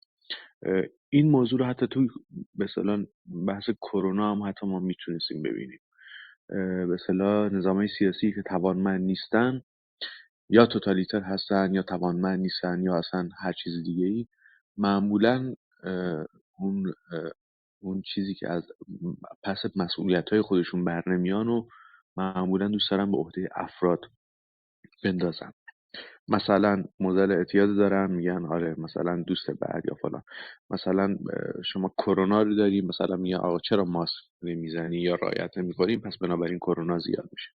در مورد مسئله زبان، توی موقعیت سیاست زبانی که اون زبان شما باید برجسته نشه و حتی محو بشه برای یک مونوپولی زبانی دیگه‌ای به اسم فارسی که اینجا موضوع ما هستش تو جغرافیای ایران، اتفاقا از قضا انگار که افراد باید متهم بشن و اون سیاست‌های زبانی که پشت پرده دارن خیلی قوی اون کار رو انجام میدن نباید دیده بشن و این یک مکانیزم گفتمانی هستش، محوسازی اون دست‌اندرکاری که میاد و مهمترین نقش رو داره توی اون موضوعی که برای ما دغدغه شده از قضا. این هستش. من فکر می‌کنم موضوع رو باید اینجوری ببینیم که ما نخواهیم تونست با تولید دیکشنری، با تولید به اصطلاح داستان، رمان، اینها خیلی بله میتونن تاثیرگذار باشن خیلی زیاد، ولی در نهایت به نظر من با تجربه‌ای که من داشتم، هم تجربه زیستم، همون چیزی که توی کردستان دیدم، این هستش که به نظر میرسه بیشتر رابطه ناسیونالیسم با زبان هستش که میتونه کارسازتر باشه. یعنی به نظر من یه رابطه معکوس هستش. هرچند یه اتونومی یا داشتن قدرت سیاسی بیشتر توی هر منطقه‌ای میتونه به زبان خدمت بیشتری بکنه، ولی از قضا خود اون اتونومیه میتونه اگر به اصطلاح اولویت داشته باشه بر زبان، میتونه خدمت بیشتری به زبان بکنه و اون ناسیونالیسم میتونه به اصطلاح اون سوژه ها رو به جنب و جوش در بیاره و انگار بهشون تلنگر بزنه و بگه که پس زبانتون چی، پس فرهنگتون چی. اون تجربه‌ای که مشخصا فکر میکنم توی حوزه های قومی ملی که توی ایران داشتیم، توی کردستان خیلی خوب به چشم میخوره که علیرغم کمبود شدید امکانات، ولی فکر میکنم زبان از معدود زبانهای غیر فارسی بوده که تونسته با قوت به حیات خودش ادامه بده. و اما تجربه‌ای که مثلا ما الان داریم اینه که مثلا خیلی هستن که زبانو از طرف خودشون تدریس میکنن تو خونه‌های خودشون، نمیدونم خیلی خیلی چیزای دیگه ای که گره خورده با مسئله ناسیونالیسم. اگر خلاصش بکنم اینه که فکر میکنم باید بپریزیم از این که مسئله رو فردی ببینیم، مثل گناه ببینیم. مسئله از طریق کانال سیاست‌های زبانی میاد عمل میکنه و به اصطلاح این مسئله رو باید بهش دقت بکنیم. فکر میکنم که اینجا بد نیست به این هم اشاره بکنم که وقتی ما صحبت از گویش میکنیم، به اصطلاح خود اصطلاح گویش یک مابعضای سیاسی توی ساحت سیاسی هم داره. اون چیزی که بهش میگن قومیت در برابر فکر کنیم مثلا توی ایران ایرانیت با فارسیت به نوعی در هم آمیخته شده و آلیاژی شده که دیگه جدا سازیشون امکان نداره و انگار که هر کسی غیر از این باشه دیگه تبدیل میشه به قومیت. و توی زبان هم دقیقاً این اتفاق تکرار شده و به اصطلاح شما اصطلاح گویش رو که داره اینجا میبینید دیگه اون اصطلاح گویش صرفاً زبان شناختی نیست، بلکه گفتمانی و سیاسی هستش. یک لبل هستش که شما جایگاه خودتون رو در برابر اون گفتمان غالبی که فارسی تعریف شده بدونین و تا زمانی که دست به خود اسیمیلاسیون و خود اسیمیلیشن بزنین و خودتون رو شبیه بکنین اون به اصطلاح اون خدای برتر، شما همچنان در موقعیت گویشی یا قومیتی خواهید بود. و اگر دست به مقاومت بزنین بهتون لبل ها و انگای شما رو میچسبه و میرین توی موقعیت مبارزاتی، ولی خب قطعا توی موقعیت طبیعی و تکوینی خودتون قرار میگیرین هرچند که با چالش روبرو میشین. فکر میکنم که دیگه صحبت از این درازتر نکنم. خیلی خیلی خوشحال هستم که اینجا هستم و خیلی ممنون که وقت به من دادین صحبت بکنم. متشکرم. خیلی متشکرم کاکشیار عزیز، ممنون از شما. و منم یه سری نکته دارم سر این مسائلی که گفتید، اما اول مایده صحبتشو بکنه. بفرمایید شما. میشه خودت نکاتتو بگی؟ مرسی. بله من میگم فقط این که اول این رو به من بگیم که شما رو ما تا کی میتونیم داشته باشیم، یعنی تا کی تشریف دارید شما که ما برنامه‌ریزی کنیم روی این مسئله. تا 12:30 خوبه؟ تا 12:30 فوقش خوبه؟ اگه زودتر خواستیم قطع کنیم که بکنیم، ولی 12:30 دیگه خوبه نه؟ هر جور که شما صلاح بدونید. حالا انشالله اگه بشه باز ادامه دار بشیم این به اصطلاح روم، یعنی بتونیم باز هم ادامه بدیم. من فکر نمی‌کنم که مطالب رو شما کامل گفته باشید. حالا هر وقت که خودتون خواستین، حالا ما عدد حساب می‌ذاریم تا 12. ممنون از شما. عرضم خدمت شما اگر مثلا قرار جلسات دیگه بذاریم ما که خسته شدیم 12، ولی گفتم که دیگه مثلا تهش 12:30 باشه. خوبه؟ حالا تا هر جایی که شما تصمیم میگیرید. باشه، مرسی، ممنون از شما. عرضم به خدمت شما که پیمان جانم سوال داشت. البته عرضم به خدمت شما که در مورد پدر مادر کاکژیار گفتن. یه آقای هستش به نام حسن بشیر نژاد، ایشون هم زبانشناس هستن، در مورد زبانهای مختلف به اصطلاح ایرانی حالا مطلب نوشتن، مشخصا روی حوزه مازندران کار کردن، گیلکی مازندران. و ایشون یک مطلب خیلی جالبی اونجا داره، میگه اگرچه نهاد خانواده اولین نهادیه که بچه باش روبرو هست و اونجا هستش که مثلا اون زبان رو قراره یاد بگیره، اما اون تلقی که اون به اصطلاح نهاد خانواده رو وادار میکنه که یعنی به اصطلاح یک حالت ایجابی براش ایجاد میکنه که این بچه خودش اون زبانی که داره رو به صورت طبیعی و بدیهی یاد بده، اون تلقی هایی هستش که آموزه هایی هستش که از بیرون میاد. یعنی نهاد خانواده در واقع محصول و ثمره اون سیستمی هستش که در بیرون در جریان هستش و میاد به اصطلاح موارد مختلف رو مثلا اونجا بررسی میکنه توی سنین مختلف، اینکه گیلکی چه استفاده هایی توی کجاها داره. اینها هم به اصطلاح مطالبی هستش که ایشون کار انجام داده. یعنی در واقع اون مطلبی که شما گفتید خیلی مهمه، اینکه آقا پدر مادر یاد نمیدن دیگه، یعنی دقیقاً همون شانه خالی کردن از اون مسئولیتی که وجود داره توی، یعنی اون چه میدونم ما توی دوران مدرسه 12 سال مدرسه کسانی که توی ایران درس میخونن تقریبا توی همه سالها، اینکه تمام دروس به فارسی هست هیچی، توی تمام سالها زبان و ادبیات فارسی هستش دیگه، حالا به یه نوعی، حالا یا خطش آموزش میدن یا ادبیات فارسی یا زبان فارسی یا هر دو تا با همه.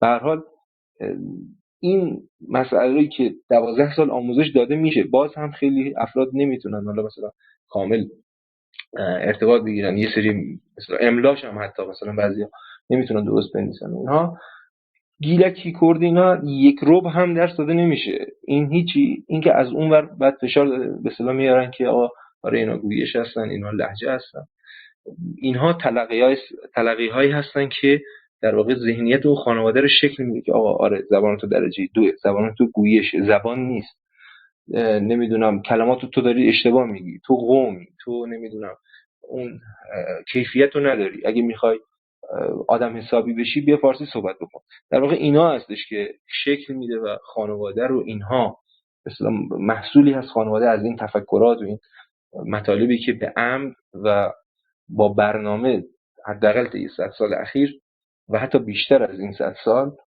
به اصطلاح بین مردم غیر فارسی زبان ما پخش کردن. حالا اون مطلبی که در مورد کردی گفتی، حالا یه سری خبرگزاری‌های اومدن، یه آمارایی هست تمام زبان‌ها متاسفانه پیشرفت کردن. خیلی مواقع حالا زبان وجود داره، مثلا در مورد گیلکی هیچ شهری وجود نداره که مثلا زبان وجود نداشته باشه توش، یعنی حذف شده باشه، اما توی همه شهرها تقریبا توی همه روستاها زبان به شدت تضعیف شده. یعنی مردم اون دستورایی که مایده گفت در مورد گیلکی هستش رو نمیشناسن، اصلا نمیدونن این گیلکی هست یا نه. مثلا آقا مهدی در مورد خودم و خودش و اینها عرضم به خدمت شما صحبت کرد، گفتش که این خودم و خودش و اینها گیلکی هستش. من توی سخت سر شنیدم مثلا من خوشتر گونم اون خوشتر گونه، یعنی این تفاوت، این خودم رو خیلی اصلا نمیدونن که هست یا نه توی گیلکی، یعنی در این حد. یا مثلا یه سری ضمایر متصل استفاده میکنن، دستور زبان رو به درستی نمیشناسن. در واقع گیلکی میگن مخور بگوتم یا من شباتمه، یا مثلا میگن من خاش باتمه، یا میگن من مر بگفتمه. به این شکل دستورش از منتهای مراتب به اصطلاح اون چون که آموزش داده نشده، میگه مثلا یک رو مثلا 10 دقیقه 1 دقیقه آموزش داده نشده این گیلکی، واسه همین به شدت از این نظر آسیب دیده. اینا رو ما نمیبینیم، اینا رو حساب نمیاریم. حالا اینم یه مبحث دیگه ای است که مثلا مشخصا در مورد کردی اون ساختارهایی که وجود داره رو شاید کمتر، مثلا ارگاتیوی که توی کردی میانی و کردی شمالی هست بعضی جاها کمرنگ میشه، مشخصا توی گوشه‌های میانی زبان کردی. مرسی از شما. حالا باز هم یه سری دیگه مطلب هست، ولی سوال پیمان رو بشنویم اول. بفرمایید پیمان جان. فرنگ جان اگه وقت نیست میخوای، چون سوال من خیلی یه واقع شاید به موضوع هم شاید ضرب نداشته باشه، ولی ضبطم داره، ولی اگه وقت نیست میخوای ما مشکلی نه نداشته. شما سوالتون بپرس، حالا ما سعی میکنیم دیگه تا جایی که میتونیم مایده رو نگه داریم. شما بفرمایید. خب ممنون. من فقط سوال که ببین شاید جوابشم خودم بدونم، یعنی من بحثم اینه که الان در واقع بگیریم فردا، همین فردا حالا در واقع یه اتفاقی افتاد و به هر حال چه در این سیستم چه بعد این سیستم حالا هر اتفاقی افتاد و گفتن آقا ما میخوایم در واقع آموزش به زبان در واقع اول شما رو در واقع شروع بکنیم. ما هم چه برنامه‌ای داریم در واقع؟ یعنی خود بهتر میدونی، یعنی این سوالم، یعنی البته این در واقع همش این سوال پایانیستا اون تمامی کار برای اینکه در واقع واسه اینکه بگن امکان نداره که این اتفاق واسه شما بیفته میکنن، ولی ما پلنمون چیه، برنامه‌مون چیه برای آموزش به گیلکی با این تنوع؟ یعنی الان اون کسایی که در واقع تو در واقع اون خانه فرنگ گذشت هستن، از اونا که بپرسی که به هر حال میگن که یه نمیدونم گویش معیار مثلا رشت رو ما باید قرار بدیم و مثلا که این چیزی است که ما باش مخالفیم. میخواستم ببینم فرنگ ما تا حالا اصلا آیا کسی تو گیلان به این فکر کرده، یعنی برنامه‌ای واسه این داره که الان فردا آموزش به زبان گیلکی این چجوری باید اتفاق بیفته، این دستبندی‌ها چجوری هستش؟ این میخواستم ببینم تا حالا خودت یا بقیه دوستا کسی اصلا به این موضوع فکر کرده که چه باید کرد اون لحظه اون موقع، چه برنامه‌ای باید داشته باشیم؟ ممنون از تو پیمان جان عزیز. عرض به خدمتت که حالا یه جان مثلا همین سوالو یه پایینانی است تو یک در واقع همین چند پیش بود تو یک اتاق خیلی شلوغ، در واقع تو بس که می‌بینی اینا همه راه استفاده میکنن دیگه، از یه نه فعالان یه نه از این ملیت‌ها پرسید و جوابی که اون داد اصلا جواب در واقع یه جور یعنی دوباره ادامه همون در واقع تک زبانی بود در قالب در واقع یک گروهی دیگر، یعنی همون دوباره اونجا، یعنی اون جوابی که ما داد این بود که مثلا همین که گفتم، یعنی رشتی مثلا یک گویش از رشت گیلکی انتخاب بشه و در واقع بقیه گویش‌های گیلکی حذف بشه.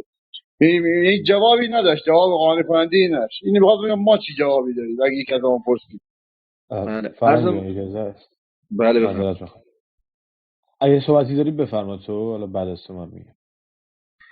باشه، من فقط میخواستم بگم که ببینید ما توی این دنیا تنها نیستیم، یعنی در واقع شرایطی مثل ما قطعا میشه توی دنیا پیدا کرد.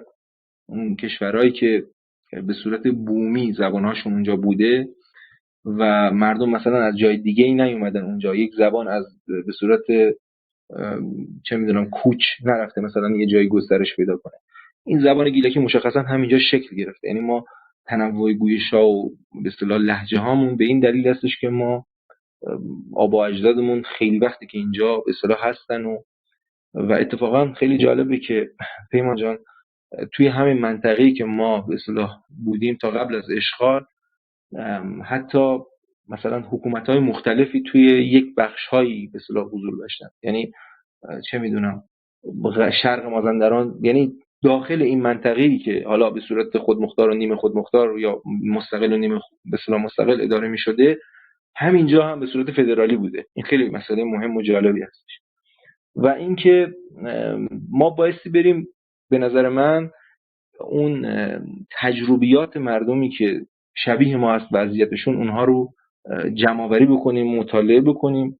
من فکر میکنم که خیلی سخت نباشه که مثلا حالا یه سری الگو پیدا بکنیم. این رو هم باید بگیم که گویش‌های مختلف گیلکی خیلی کمتر نسبت به زبان‌های دیگه‌ای که در داخل ایران هستن اصلا دیگه فاصله دارن از نظر دستوری. حالا کلمات فاصلهشون بیشتر هست، منتها از نظر ساختار مثلا از شرقی ترین گویش تا غربی ترین گویش ساختاراشون خیلی شبیه به هم هست.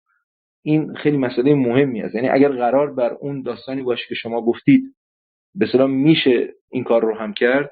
مثلا یکی از گویش‌های مرکزی فرض بکنید برای این مسئله انتخاب بشه، یا به نظر من از این بهتر این هستش که ما بیایم تجربیات مردم دیگر رو که شرایطشون مثل ما هست رو مطالعه بکنیم، همه رو نتیجه گیری مثلا چه میدونم بذاریم کنار هم، یه الگوی جالب و بومی برای گیلکی در بیاریم. یعنی این نشد نداره، اون پایین را نیست. اگر در حرف خودشون صادق باشن که مثلا دلسوز زبان ما باشن، باید به ما کمک بکنن که ما راه حل پیدا کنیم برای این مسئله‌ای که وجود داره.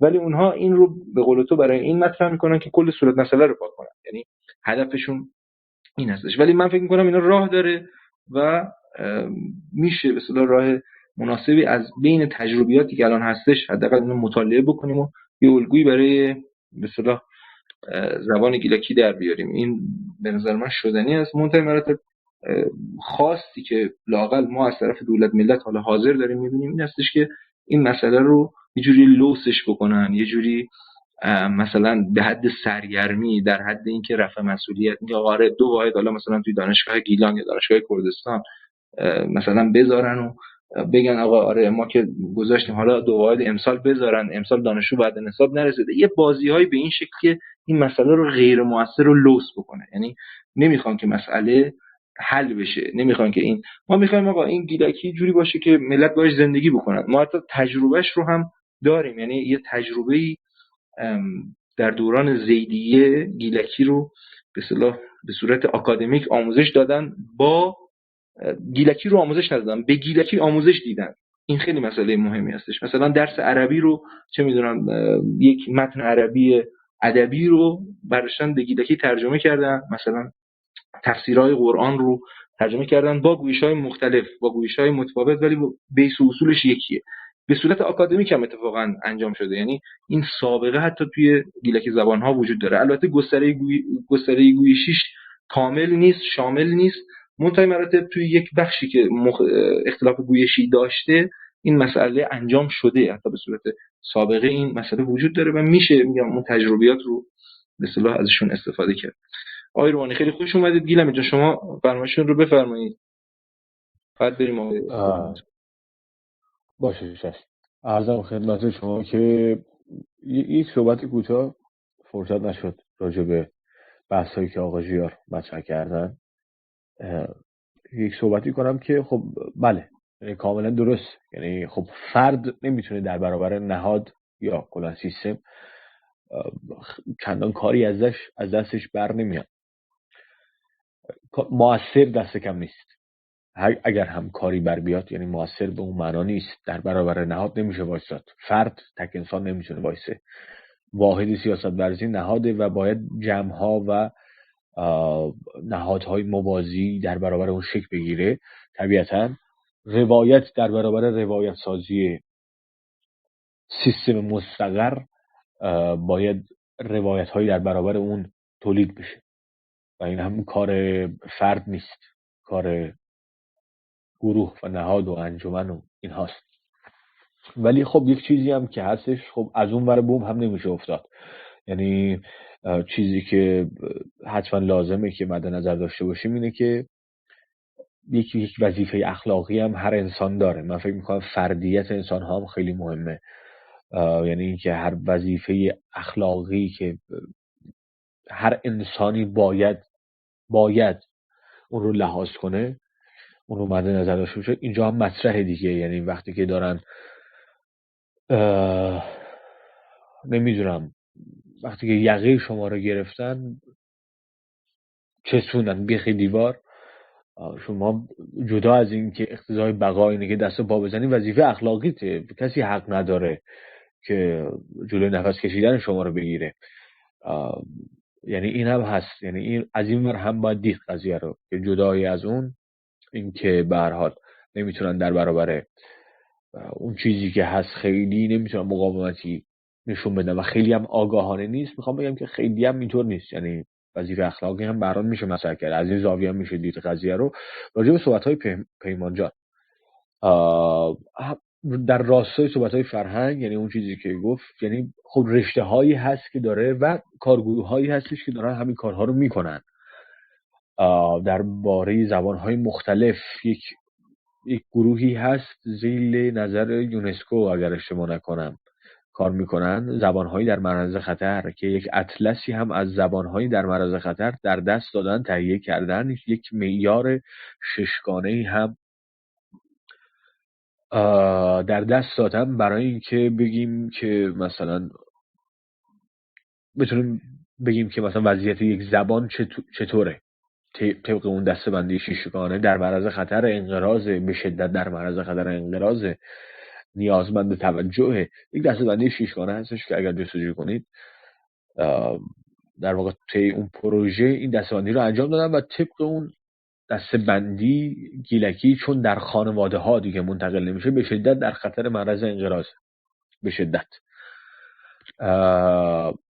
طبق اون در واقع توی همون برنامه، توی همون کارگروهی که در واقع زبان‌های در معرض خطر، مثلا اومدن یک سری زبان‌های برخی از طوایف و تبارهای بومیان آمریکا یا در آفریقا، زبان‌هایی که تقریبا دیگه گویشورانش از بین رفته بود، در واقع به اون زبان دیگه صحبت نمی‌کردن. اومدن یک سری تجربه‌هایی هست در جهان، اومدن و اون زبان‌ها رو، یا یک سری زبان‌هایی هست که گویشور داره و صحبت میکنه، گویشور زنده داره و گونه‌های مختلفی از اون زبان هست، اومدن تجربه‌های مختلفی. اون چیزی که من دیدم عمدتاً اومدن استاندارد سازی کردن، یعنی اومدن یک گویش رو به عنوان معیار قرار دادن و مثلا اومدن براش واژه سازی کردن از گویش‌های دیگر به طور موازی، مثلا واژه در واقع گرفتن از زبان‌های نزدیکتر، وامگیری کردن، واژه سازی کردن، معادل سازی کردن. الگویی که من دیدم عمدتاً تکرار شده استاندارد سازی،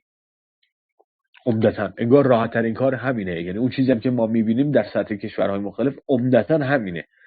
حالا هر واحد سیاسی که مستقر میشه یک سطح از در واقع قدرت سیاسی در اختیارش هست، میان استاندارد سازی میکنه، عمدتاً این کار رو میکنن، این کار رو انجام میدن. حالا با توجه به تفاوت‌های گویشی و اینها هست که چقدر میسر و اینها، عمدتاً استاندارد میکنن معمولاً، یا تا اونجایی که من دیدم اینطوری بگم بهتره. چیزی که از رشته‌ای هم هست در این باره، رشته‌ای که مربوط به اصلا بحث آموزش زبان، اینکه زبان‌ها چطور باید آموزش داده بشه، اصلا کلا به بحث آموزش مربوطه.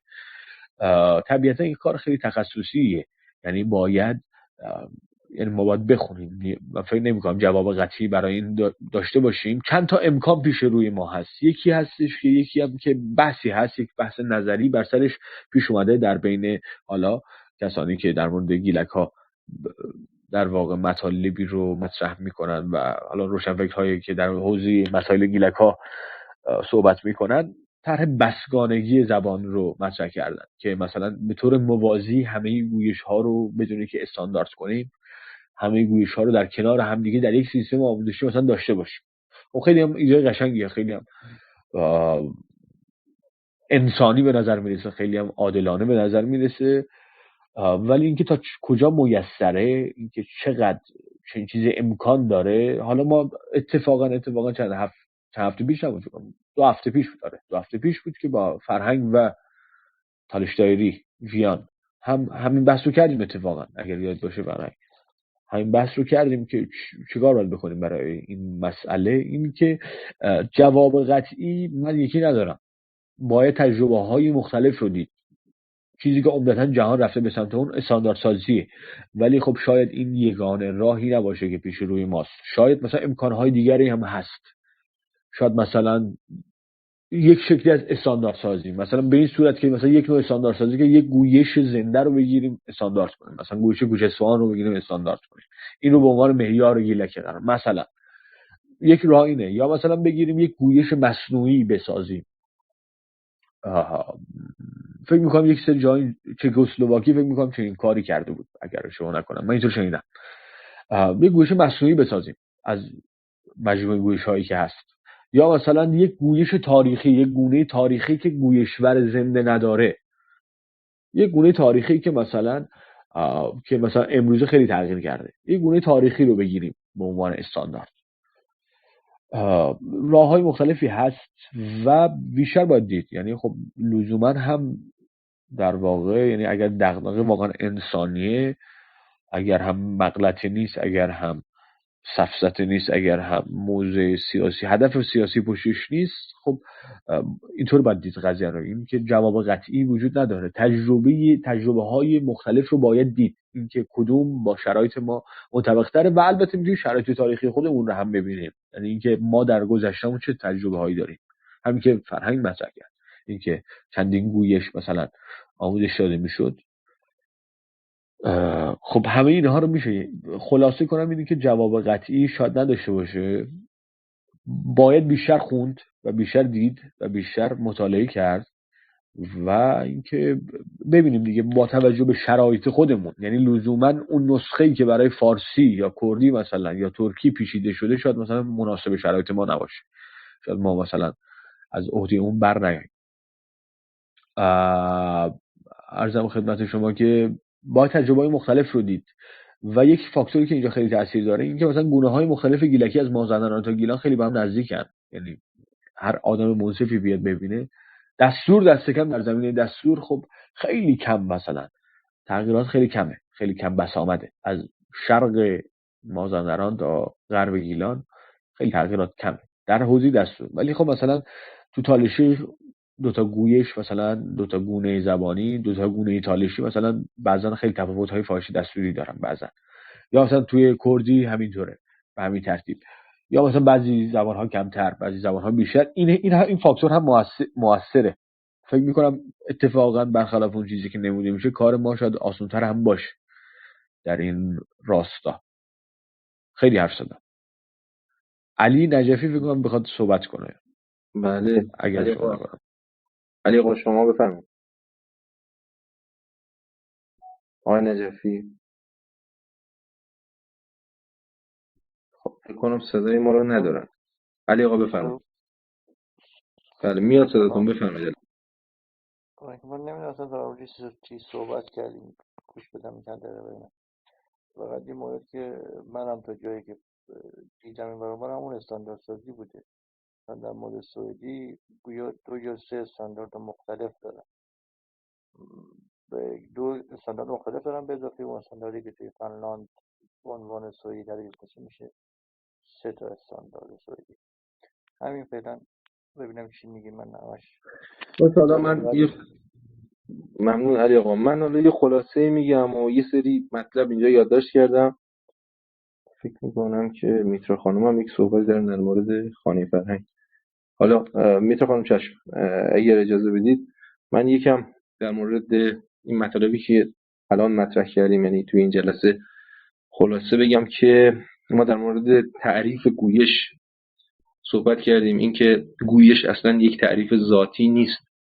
گویش زمانی معنی پیدا میکنه که زبانی وجود داشته باشه. در واقع مثل رابطه برادری، یک پدیده، یک موجود به نام برادر نداریم. وقتی برادری معنی پیدا میکنه که 2 نفر وجود داشته باشن که یک نسبت برادری با هم دیگه داشته باشن. در واقع این هر دو اینها انسان هستن و ما وقتی که میگیم آقا این برادر اینه، برادری اولا که 2 طرفه هستش، یعنی اگر یکی گویش اون یکی باشه اون یکی هم گویش اینه و این که این یک رابطه است، یک نسبت هست. اینا نشون میده که اینا چقدر با هم دیگه شباهت دارن، یعنی این 2 تا گونه زبانی. در واقع تعریفی که هستش این هستش که آقا پدیده‌ای که ما باش صحبت میکنیم، به قول مایده یک بچه‌ای که تازه دنیا میاد 2 سال وقتی میشه، اون حرفایی که میزنه از اطرافیانش یاد میگیره میزنه، به اون میگن زبان. مشخصا تمام این گونه‌هایی که ما باشون تکلم میکنیم اینها زبان هستن و رابطه گویشی رابطه 2 تا گونه زبانی نسبت به هم دیگه است از نظر شباهت. لهجه هم همینطور. لهجه حالا چون کمتر هست، مایده اون دفعه گفتش که شاید خیلی موضوعیت نداشته باشه، یعنی فقط مثلا گیلکی فارسی صحبت کردن گیلکی زبان ها شاید بشه مثلا بهش گفت لهجه، ولی خب بقیه اون گونه هایی که وجود داره از نظر کلمات با تفاوت دارن، از نظر صرف و اینها به صورت جزئی که توی مثلا دستبندی یک زبان قرار میگیرن، اینها زبان هستن.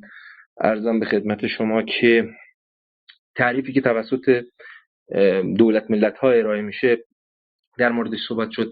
زبانی که رسمی نباشه رو بگن گویش، همونجور که مایده گفت که اینا اسلام سابقه داشته توی دولت ملت ها. زبانی که دولت نداشته باشه اینا همشون به اصطلاح تناقض داره. مثلا شما فرض کنید که یک شبه یک جایی مثلا کودتا بشه یا چه میدونم یک جایی خودمختاری سیاسی بگیرن یا استقلال سیاسی بگیرن و اینها دولت تشکیل بدن، آیا یک شبه اون گونه‌ای که اینا دارن تکلم بهش میکنن میشه زبان یا نمیشه؟ یعنی در واقع اینها مسائلی هستش که به صورت ذاتی اون زبانی که داره بررسی میشه بررسی نمیشه و به صورت سیاسی بررسی میشه. یا اینکه زبانی قبلا دولت داشته، آیا اون موقع زبان بوده و بعد شده گویش مشخصا برای گیلکی به این صورت بوده. در مناطق گیلکی زبان‌ها دولت‌های مستقل و نیمه مستقلی وجود داشتن قبلا که سقوط کردند، یعنی به اصطلاح خاکشون اشغال شده و الان دیگه مثلا حالا اون زبان رسمی تو اونجا گیلکی نیستش، حالا به اون صورتی که اونجا اون موقع بوده. میگم کلمات از نظر مثلا کلمات نظامی، کلمات مالیات، مثلا در مورد مالیات‌های مختلف اینا برای ما مونده، یعنی نوشته شده مثلا این کلمات اونجا استفاده می‌شد یا تدریس می‌شده به زبان گیلکی به اصطلاح مطالب علم اون زمان رو، مثلا مشخصا به اصطلاح متون فقهی و به اصطلاح قرآن و این مطالب به زبان گیلکی تدریس می‌شده. بخاطر اون قبلا به اصطلاح دولت داشته، آیا اون موقع زبان بوده بعد یه دفعه شده گویش. اینها به اصطلاح تناقضات خیلی واضح و آشکاریه که حالا بایستی بهشون پرداخته بشه. گفتن که زبانی که خط مالیات این کجا نوشته شده، کدوم دوره؟ تو کتاب‌های تاریخی اگر پیمان جان ببینید توی کانال هم هستش، توی کانال گیلکی لرنینگ اگر ببینید فکر میکنم اگر سیاسی یا نمیدونم، حالا من برات میفرستم اون مطلب رو، مشخصا یک چند نوع مالیات رو اونجا توی تاریخ خانی من اگر اشتباه نکنم دیدم در مورد کیاییان هست، در دوره کیاییان هست ذکر شده، مثلا سرزر، مثلا زنزر، گاوزر اگر اشتباه نکنم اینها به اصطلاح اونجا ثبت شده که نشون میده که کلمات گیلکی ترکیبات گیلکی برای اون انواع مالیات موجود بوده.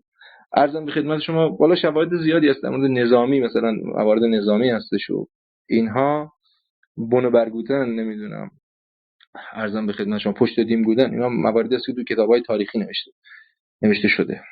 عرضم به خدمت شما که در مورد زبانی که خط نداشته باشه گفتن که این هم اصل بر گفتار هست، یعنی همونجور که مائده گفت بچه‌ای که کوچیک صحبت میکنه به زبون میاد، به حرف میاد، این که نه دستور زبان میدونه نه نمیدونم خط میدونه، هیچی نمیدونه، داره حرف میزنه. اصالت بر گفتار هست و این گفتار نوشته میشه، یعنی در واقع خیلی زبان‌ها ممکنه که مکتوب نشن و اینکه میگن یک زبان باید یک خط مستقل داشته باشه. ما میدونیم که خط‌ها توی دنیا خیلی کمتر هستن نسبت به زبان‌ها. در واقع خط‌ها مثلا شاید نمیدونم حالا تعدادش رو اگر مائده میدونه بگه، زبان‌های همجوار از هم دیگه میگیرن، مشخصا گیلکی و فارسی مثلا از عربی گرفتن، یا مثلا زبان‌هایی هستن همین فارسی الان 2 تا رسم الخط داره، توی تاجیکستان با یه رسم الخط دیگه می‌نویسن، با سیریلیک می‌نویسن، توی ایران و افغانستان مثلا با رسم الخط عربی می‌نویسن و گسترشش میدن، مثلا آداپتش میکنن با زبان خودشون، مثل کاری که توی گیلکی انجام شده یا توی فارسی یا توی زبان‌های دیگه. مثلا کردی رو با 2 تا رسم الخط، مثلا مشخصا کرمانجای خراسان کردی رو با رسم الخط عربی می‌نویسن، حالا لاتین هم می‌نویسن خیلی‌هاشون، ولی مثلا توی ترکیه با رسم الخط لاتین می‌نویسن که گسترش پیدا کرده. عرضم به خدمت شما همین تالشی رو با رسم الخط عربی توی ایران می‌نویسن، با رسم الخط لاتین توی عرضم به خدمت شما جمهوری آذربایجان، و من شنیدم که روسی هم با رسم الخط روسی هم می‌نویسن توی کشور روسی، اونایی که مهاجرت کردن. این 3 رسم الخط برای یک زبان، در واقع گفتار هستش که اصالت داره نه خط. عرضم به خدمت شما که یه نکته جانم علی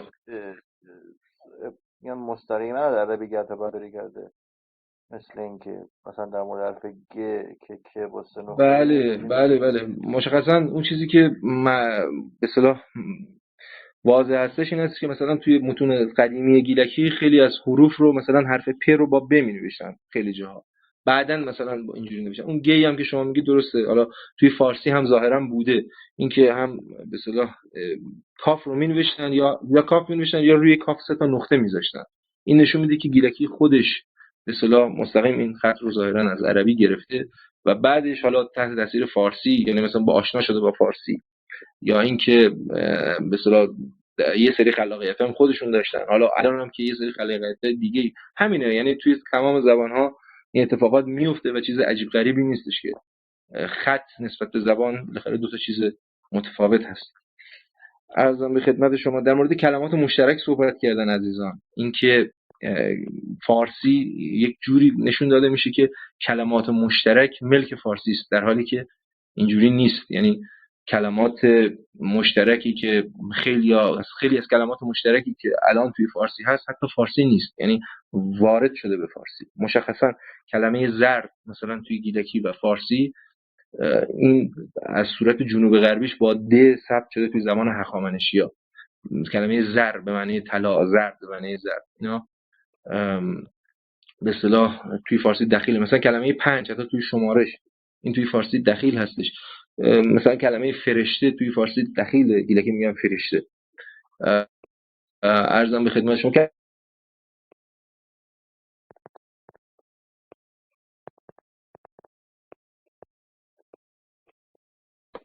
فرنگ جان صدات نمیاد.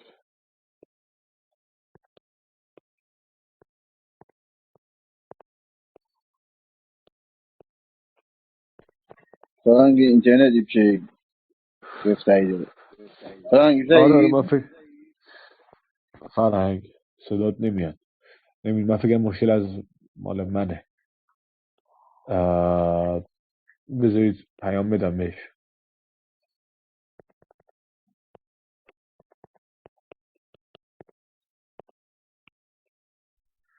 اصلا خبر نداره، فکر نکنم بدونه.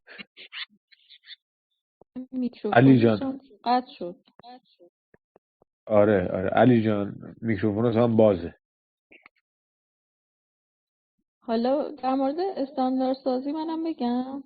یعنی منم بفرما. داشتم همین امروز میخوندم در مورد پیوستارهای زبانی، یعنی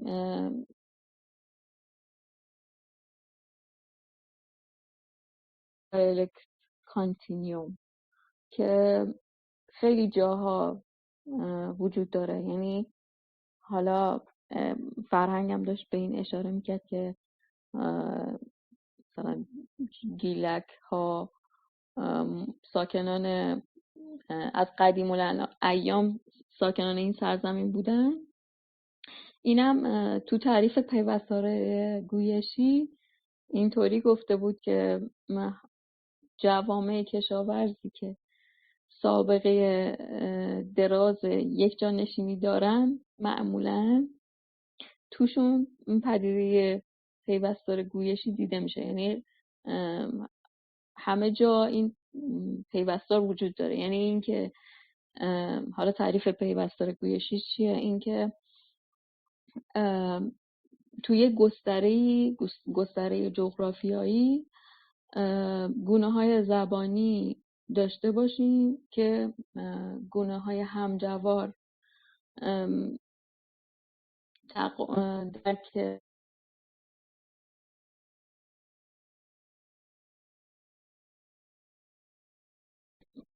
گویش‌های همسایه همدیگر رو خوب میفهمن، ولی هرچی که از هم دور میشن درک متقابل کمتر میشه. و مثلا سر و ته پیوستار رو اگه بگیریم، سر ته طیفو ممکنه که مثلا اصلا هم یعنی خیلی درک متقابل پایین بیاد، ولی این پیوستگی وجود داره، این زنجیره وجود داره. بعد تو همون بحث استاندارد سازی این که مثلا هر جا از این پیوستار اومدن که مثلا تو اروپا هم مثال زده بود که مثلا زبانهای رومیایی مثل زبانهایی که دفعه پیش گیرمیر مثال زد، اسپانیایی، ایتالیایی، پرتغالی، فرانسوی، اینا که لاتین تبارن، اینا هم پیوستار گویشی تشکیل دادن. و یه جایی یا مثلا زبانهای ژرمنی، اونا هم پیوستار زبانی دارن. مثلا بین آلمانی و هلندی یه چنین پیوستاری وجود داره. خب یعنی تو این گستره مثلا هلند و آلمان. این پیوستار وجود داره. بعد مثلا از یه جایی مثلا یه مرزی تعیین کردن، مثلا یه گونه ای رو استاندارد کردن که اسمش رو گذاشتن هلندی، یه گونه ای اونور مرز استاندارد شده تحت عنوان هوخدویچ، های جرمن، یعنی آلمانی معیار، آلمانی اعلا، های، خب که آلمانی معیار باشه. یعنی این دو تا مثلا این گستره در واقع یه پیوستار دارن و بر اساس اینکه حالا این ور اینو استاندارد کرده، اون ور یه گویش دیگه ای رو استاندارد کرده، به اون طرفیا گفتن، اون طرفیا خودشون رو زیر زبان هلندی میدونن، این طرفی یعنی گویش های این سمت خودشون رو آلمانی میدونن. ولی مثلا ممکنه توی همسایگی یه گویش هلندی با یه گویش آلمانی بیشتر قرابت به هم داشته باشن تا به گونه‌ای که معیار اون تلقی شده، یعنی بر اساس اون دولتی که تشکیل شده و مرزبندی سیاسی، شاید اون به معیاری که برای این تعیین شده از معیار خودش دورتر باشه تا اون گویشی که از کشور مجاور هست. و خلاصه این که از نظر سیاسی این استاندارد سازی ها مثلا نام زبانهای مختلف شدن، ولی مثلا باز ما همون پیوستار گویشی رو داشتیم. یا مثلا تو آلمان در مورد آلمان نوشته که حالا من خودم نمیدونم، یعنی خودم دانش خودم نیست که مثلا بدونم این آلمانی یه جایی واقعا با آلمانی معیار فرق داره ها. یعنی این چیزی که خوندم اینه که گفتن که بعضی از گونه‌های آلمانی فهم مشترک با گونه‌های دیگه آلمانی ندارن، خب ولی همشون تو زیر عنوان، ولی تو اون پیوستا رو هستن ها، خب ولی انقدر دور شدن که فهم مشترک ندارن، فهم متقابل. و این که همون مثالی که آقای نجفی زدن توی از اون ور تو اسکاندیناوی، بازم ما باز پیوستار گویشی داریم، ولی اون سه گونه‌ای که واسه خودشون سه تا گویشی که استاندارد شدن طوری هستن که هنوز درک متقابل وجود داره، ولی سه تا استاندارد درست شده و بهشون گفتن سه تا زبان مختلف. ولی باز حقیقت زبانی اینه که اونا گویش های یک زبانن. و این به نظرم این اصطلاح یا در واقع این پدیده پیوستار زبانی هم خوبه که تو ذهنمون داشته باشیم. مثلا ما تو همین گستره گیلان و مازندران همون پیوستار زبانی رو داریم که حالا بر اساس یه اصطلاح دیگه هم هست، روفینگ لنگویج. گیلانی داشت میگفت مثلا یه گونه‌ای رو بگیریم که مثلا اصلا وجود نداره، مثلا گونه تاریخی باشه که اونو استاندارد کنیم. حالا این زبان نمیدونم چه ترجمه خوبه براش، مثلا زبانی که همه اینا رو پوشش بده یا بالای سر این همه این گونه های دیگه یا گویش های دیگه قرار بگیره. بعضی وقتا یه گونه‌ایه یا یه گویشیه که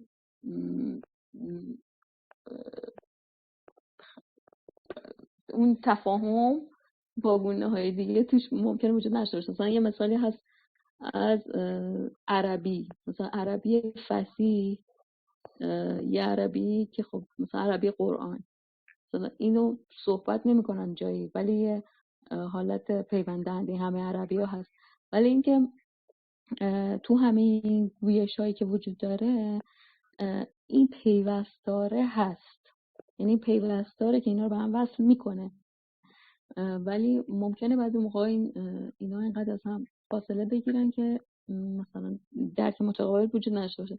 ولی مثلا اینو میخوام بگم که الان تو مثلا فارسی و گیلکی بین این دوتا پیوستاری وجود نداره.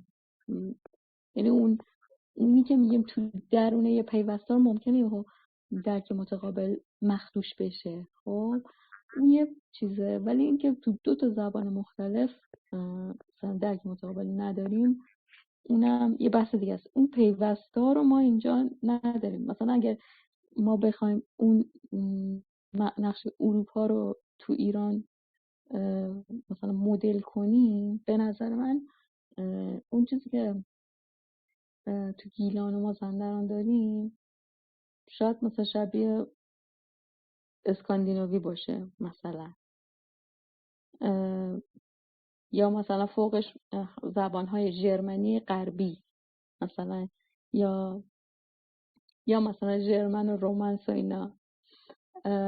البته خب بیشتر باید مطالعه بکنیم، ولی اینکه خلاصه با مفهوم پیوستار زبانی هم آشنا باشیم خوبه. همین. مرسی، ممنون از شما. یه چیزی هم که هست جانم. جفت هلندی و آلمانیا به خودش میگن دویچ یا داچ، این خود زبان خودشونو هر دو یه چیز. آلمانیا آره، آلمانیا میگن دویچ، اون هلندی ها هم داچ، شبیه چیزی شبیه داچ میگن، همون که یعنی انگلیسی ها به هلندی میگن داچ. ولی آره اون چیزی که خود هلندی ها من امروز اینو یه ویدیو در موردش دیدم ولی یادم نمیاد، انگار هلندی ها نمیگن داچ، ولی خلاصه اینکه انگلیسی ها به اون میگن داچ و اونم آلمانی ها میگن دویچ، اینا هم یک سرنخه که اینا خیلی شبیه همن. ولی انگار الان هلندی ها یه چیزی میگن که الان یادم نیست که ببخشید من میخواستم به چند ذهن نکته اشاره کنم چون میخواستم برم، اگه اجازه بدید. بله بفرمایید، نوبت شماست. شما صحبت نکردین روحانی، درسته؟ بله مرد عزیزم میخواد صحبت بکنه. شما صحبت نکردین روحانی؟ من نبود. بله بفرمایید شما. خواهش میکنم. نگاه کنین، ما با یه پدیده روبرو هستیم به نام زبان‌های چند کانونی نهایتاً، و این اتفاق در گیلان هم در گیلان مازندران هم خواهد افتاد. مثل زبان آلمانی، چندین زبان معیار داره آلمانی. سیستم آموزشی آلمانی نسبت به سیستم عقب افتاده انگلیسی در مقایسه بسیار پیشرفته داره. علتش هم این هستش که این زبان غنی است و چندگویشیه. زبان‌هایی که عمدتاً در مناسبات سرکوب و کشتار ایجاد شدن، مثل زبان فارسی، مثل زبان انگلیسی که اونم ژرمنی که از شما تاریخچه رو نگاه بکنید، نیاز نبوده که اینا سیستم کشاورزی داشته باشن که همونجوری دوستمون فرمودن، بدون تعرض به هم دیگه، بدون که بخوان یک نیروی تشکیل بدن اینور اونور برن غارت بکنن. برای همین هر کدام در جای خودشون رشد پیدا کردن. این سیستم زبان چند کانونی هستش و این اتفاق هم اینجا میفته، با این تفاوت که تفاوت گویش ها در آلمانی بسیار زیادتر هستش. اونجور اینو من اطلاع نداشتم که دوستانی که در این حوزه زبانی کار میکنه و مدرک داره در زبان آلمانی به من گفتش که اصلا قابل مقایسه نیست. مثلا آنقدر زیاده که ما مثلا میتونیم بریم سمنانی و نمیدونم مثلا گیلکی و اینا رو یه زبان در نظر بگیریم و زبان سنگسری اینقدر تفاوت داره. و جالب اینه که تو سیستم آموزششون اینا از هر چند تا گویش رو توی پکیج گذاشتن، گویش های نزدیک، و اون خودش یه گویش شده. غیر از اون سیستم آموزششون از گویش زیر مجموعه زیر گویش شروع میکنن، بعد میرن گویش های همون محدوده رو مثلا مثل باواریا، مثل آلمانی رو یاد میگیرن، بعد میرن گویش های دیگر آشنا میشن تو سیستم آموزش. این چیزی است که الان سالیان سال داره اجرا میشه، بالای 100 ساله. اصلا گیلکی نباید نگران این باشه. گیلکی عملاً همچین تفاوتایی نداره. که یه مسئله دیگه هم هستش که به ذهنم رسید، اینو خدمتتون بگم. 3 تا کار باید انجام بشه. یکی این اسم زبان‌های ایرانی و اینا رو باید بردارن. یه امر سیاسی هستش در حوزه مناسبات استعماری ایجاد شده که الان در سیستم پسا استعماری هم داره عمل میکنه. مناسبات قدرت اینو باید بذارن خاورمیانه یا یه چیز دیگه، اصلا چنین اسمی وجود خارجی نداشته. اینو مستشرق باشن با اهداف خاص. و خود زبان هم باید در اتفاقی در همه خیلی زبان‌ها افتاده. زبان گیلکی باید این واژگانی که اینور اونور اومده زدایش بشه به نوعی و بگردن یه واژه الان توی روستا هستش، یه واژه روستایی دیگه از بالای کوه تو شهر، اینا جمع‌آوری بشه و دوباره اینا زنده بشن. اون موقع عملا زبان گیلکی مشخص میشه که چی هستش و بعد فکر کنم مثلا این طبقه بندی که امروز شده اینو باید انداخت بود. مخصوصا ریشه های سلتیک این زبان هم باید از یه بود دیده بشه. ولی اینکه دوستان من دیدم توی گروه های جاهای دیگه کلاپوس برای جای جالبی بود بحث میکنن با این پانیرانیستا و اینا که نمیدونم باید فلان، آقا اصلا نیاز نیستش که ما حق و حقوقمون رو به اینها بگیم. اینجا مستعمره است، رابطه ما اشغال شده و اشغالگره و اصلا توضیحی ندادیم برای این. اصلا نیاز نیست به اینا توضیح بدیم. یه مسئله دیگه هم هستش، زبان فارسی برای ما سمه. روزی هم که اگه امکان پیدا شد باید این زبان رو اصلا اینجا منحل کرد بشه، چون در مناسبات ستم ملی اومده. یک، دو اینکه از دل این زبان چه دوستان خوششون بیاد چه نباشه، زبان مادریشون باشه چه نباشه مهم نیست، ولی یه جای آدم دیگه تعارف رو بذاره کنار. برای ما حداقل اینطوری بوده این زبان چون در دربار ایجاد شده و زبان دری هست بر مناسبات قدرت شکل گرفته. زبان گیلکی اینجوری نیست، برای همین امکان حرکت به سوی آزادی در گفتمان گیلکی ممکن هست، ولی در زبان فارسی مطلقاً ممکن نیستش و این هم در محتوای این زبان هستش و هم در ساختار این زبان هستش که عملا نه اجازه ایجاد گویش به اون قنای گویش رو شما ببینید نسبت به زبان‌های دیگه خیلی محدودشون کمتره. این یکی که اصلا یه مورد بحث زیاد میشه یه روز صحبت کرد و اینکه خود محتواش از دل شاهنامه در میاد. چی میخواد در بیاد؟ مثلا اگه عربی نبودش این یکی ذره معرفت هم از این زبان در نمیاد. این زبان خطرناکی هستش، باید تعارف و کنار بشه. ممنون از شما. خدا بی ارزی نداره.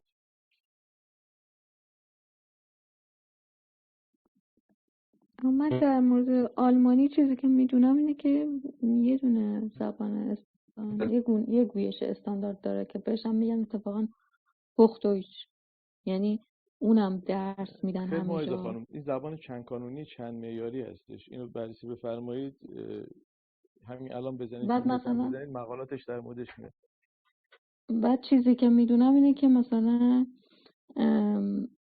همون باواریایی‌ها مثلا مونیخ اونورا اونا خیلی به گویششون تعصب دارن و مثلا گویششون رو به گویش خودشون حرف میزنن یا لهجهشون رو خیلی حفظ میکنن، ولی جاهای دیگه خیلی گرایششون به هوختویچ زیادتر شده که مثلا شاید ترجیح بدن خودشون رو به اون سمت متمایل کنن، ولی باواریایی هنوز خیلی متعصبن. ولی این چیزی که درس میدن یا مثلا چیزی که آره کتاب درسی آلمانی هم هوختویچ رو درس میدن. مثلا ما حق انتخاب نداریم که مثلا من الان میخوام برم آلمانی یاد بگیرم یه جور آلمانی بیشتر یاد نمیدن که اونم هوختویچه. جسارتا نمیخواستم تو صحبتتون خواهد معرض کنم، ولی این در مورد مؤسسه گوته هستش.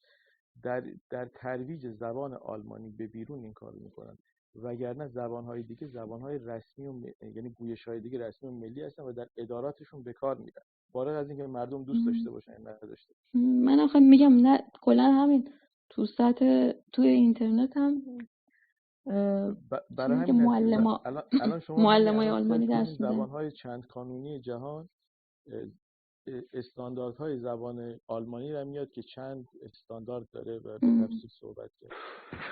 چیزی که من لهجه یا گویش هانوفره که هوختویچ به لهجه هانوفریا نزدیکه. اگر اشتباه نکنم توی چیزی که من خوندم حالا چند وقت پیش اینه که توی سوئیس هم آلمانی مثلا سوئیس رو مختصی که در واقع اون گونه آلمانی که در سوئیس هستش توی سیستم آموزشی چند زبانه سوئیس آلمانی سوئیس تدریس میشه، نه آلمانی که مثلا در آلمان استاندارد شده. بله توی سوئیس مثلا به این صورته. من اینطوری برای مثلا چیزهای مهاجرتی رو داشتم می‌دیدم، اینه که مثلا وضعیت سیستم آموزشی رو داشت توضیح میداد، میگفتش که مثلا آلمانی سوئیس، دانشگاه‌ها آلمانی سوئیس رو در واقع تدریس میکنن مثلا به این صورت. بعد یک چیزی سوال وارده، دوست تالش ما عارف خان یک سوالی پرسیدن که طی استانداردسازی، اگر مثلا بریم به سمت استانداردسازی، لهجه ها چی باید بشن؟ مثلا یه تفاوت آواهای، مثلا تلفظ های مختلفی از یک واژه وجود داره. خب تکلیف اینها چیه؟ یعنی اینها باید اینها از بین برن، چاره دیگه نیست، حتما اینها باید در واقع این بها پرداخته بشه که اینها از بین برن، تلفظ های مختلف، که ما مثلا بتونیم این زبان رو حفظ کنیم. یعنی نمیدونم منظورم رو رسوندم یا نه.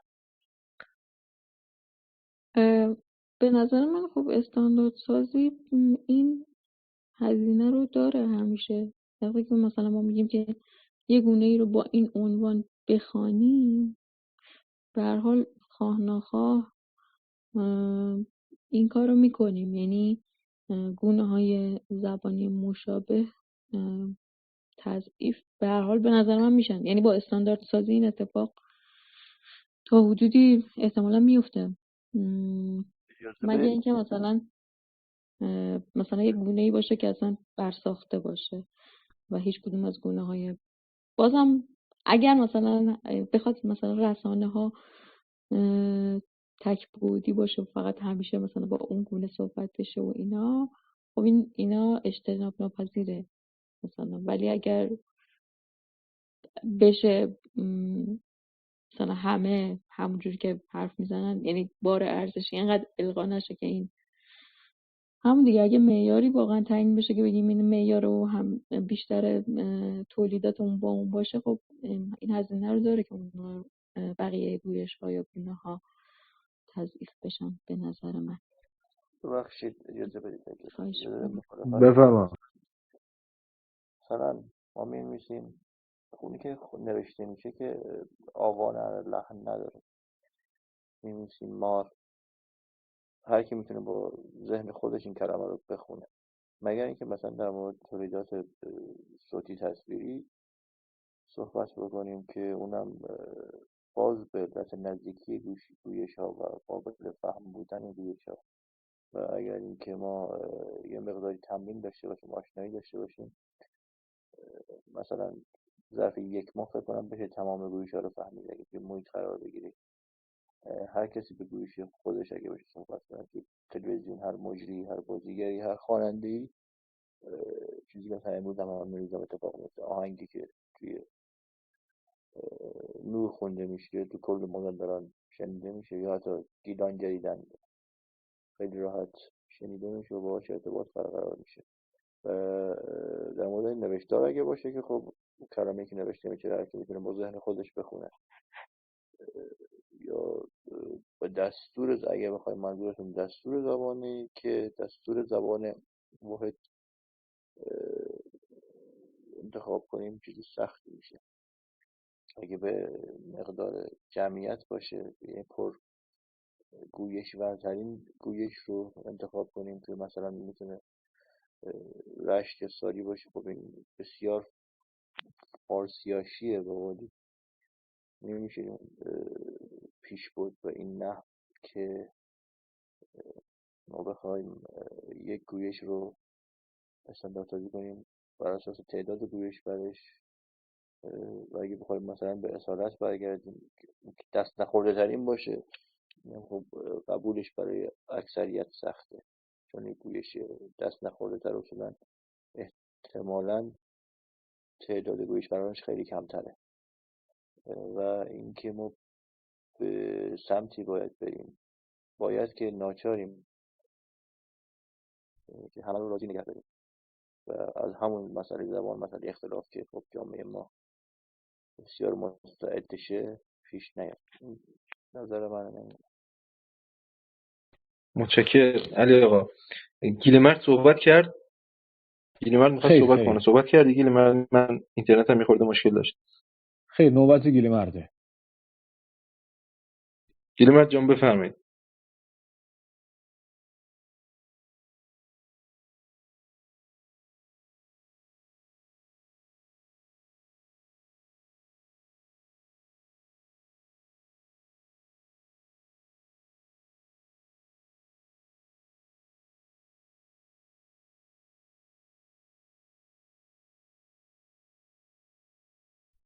سلام، خیلی ممنون، مرسی، لطف داری.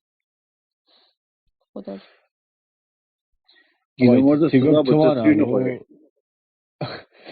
تی گفت توان ابو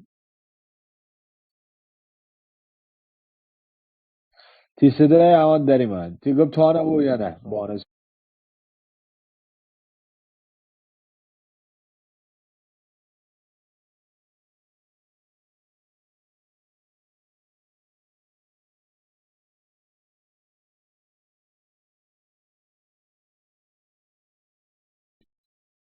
آباره تی صدا بوشو اما تی صدای نریمه من نشتم زگان شما اشتریده فکر کنم مثلا نه اینترنت با نه بکشه اگه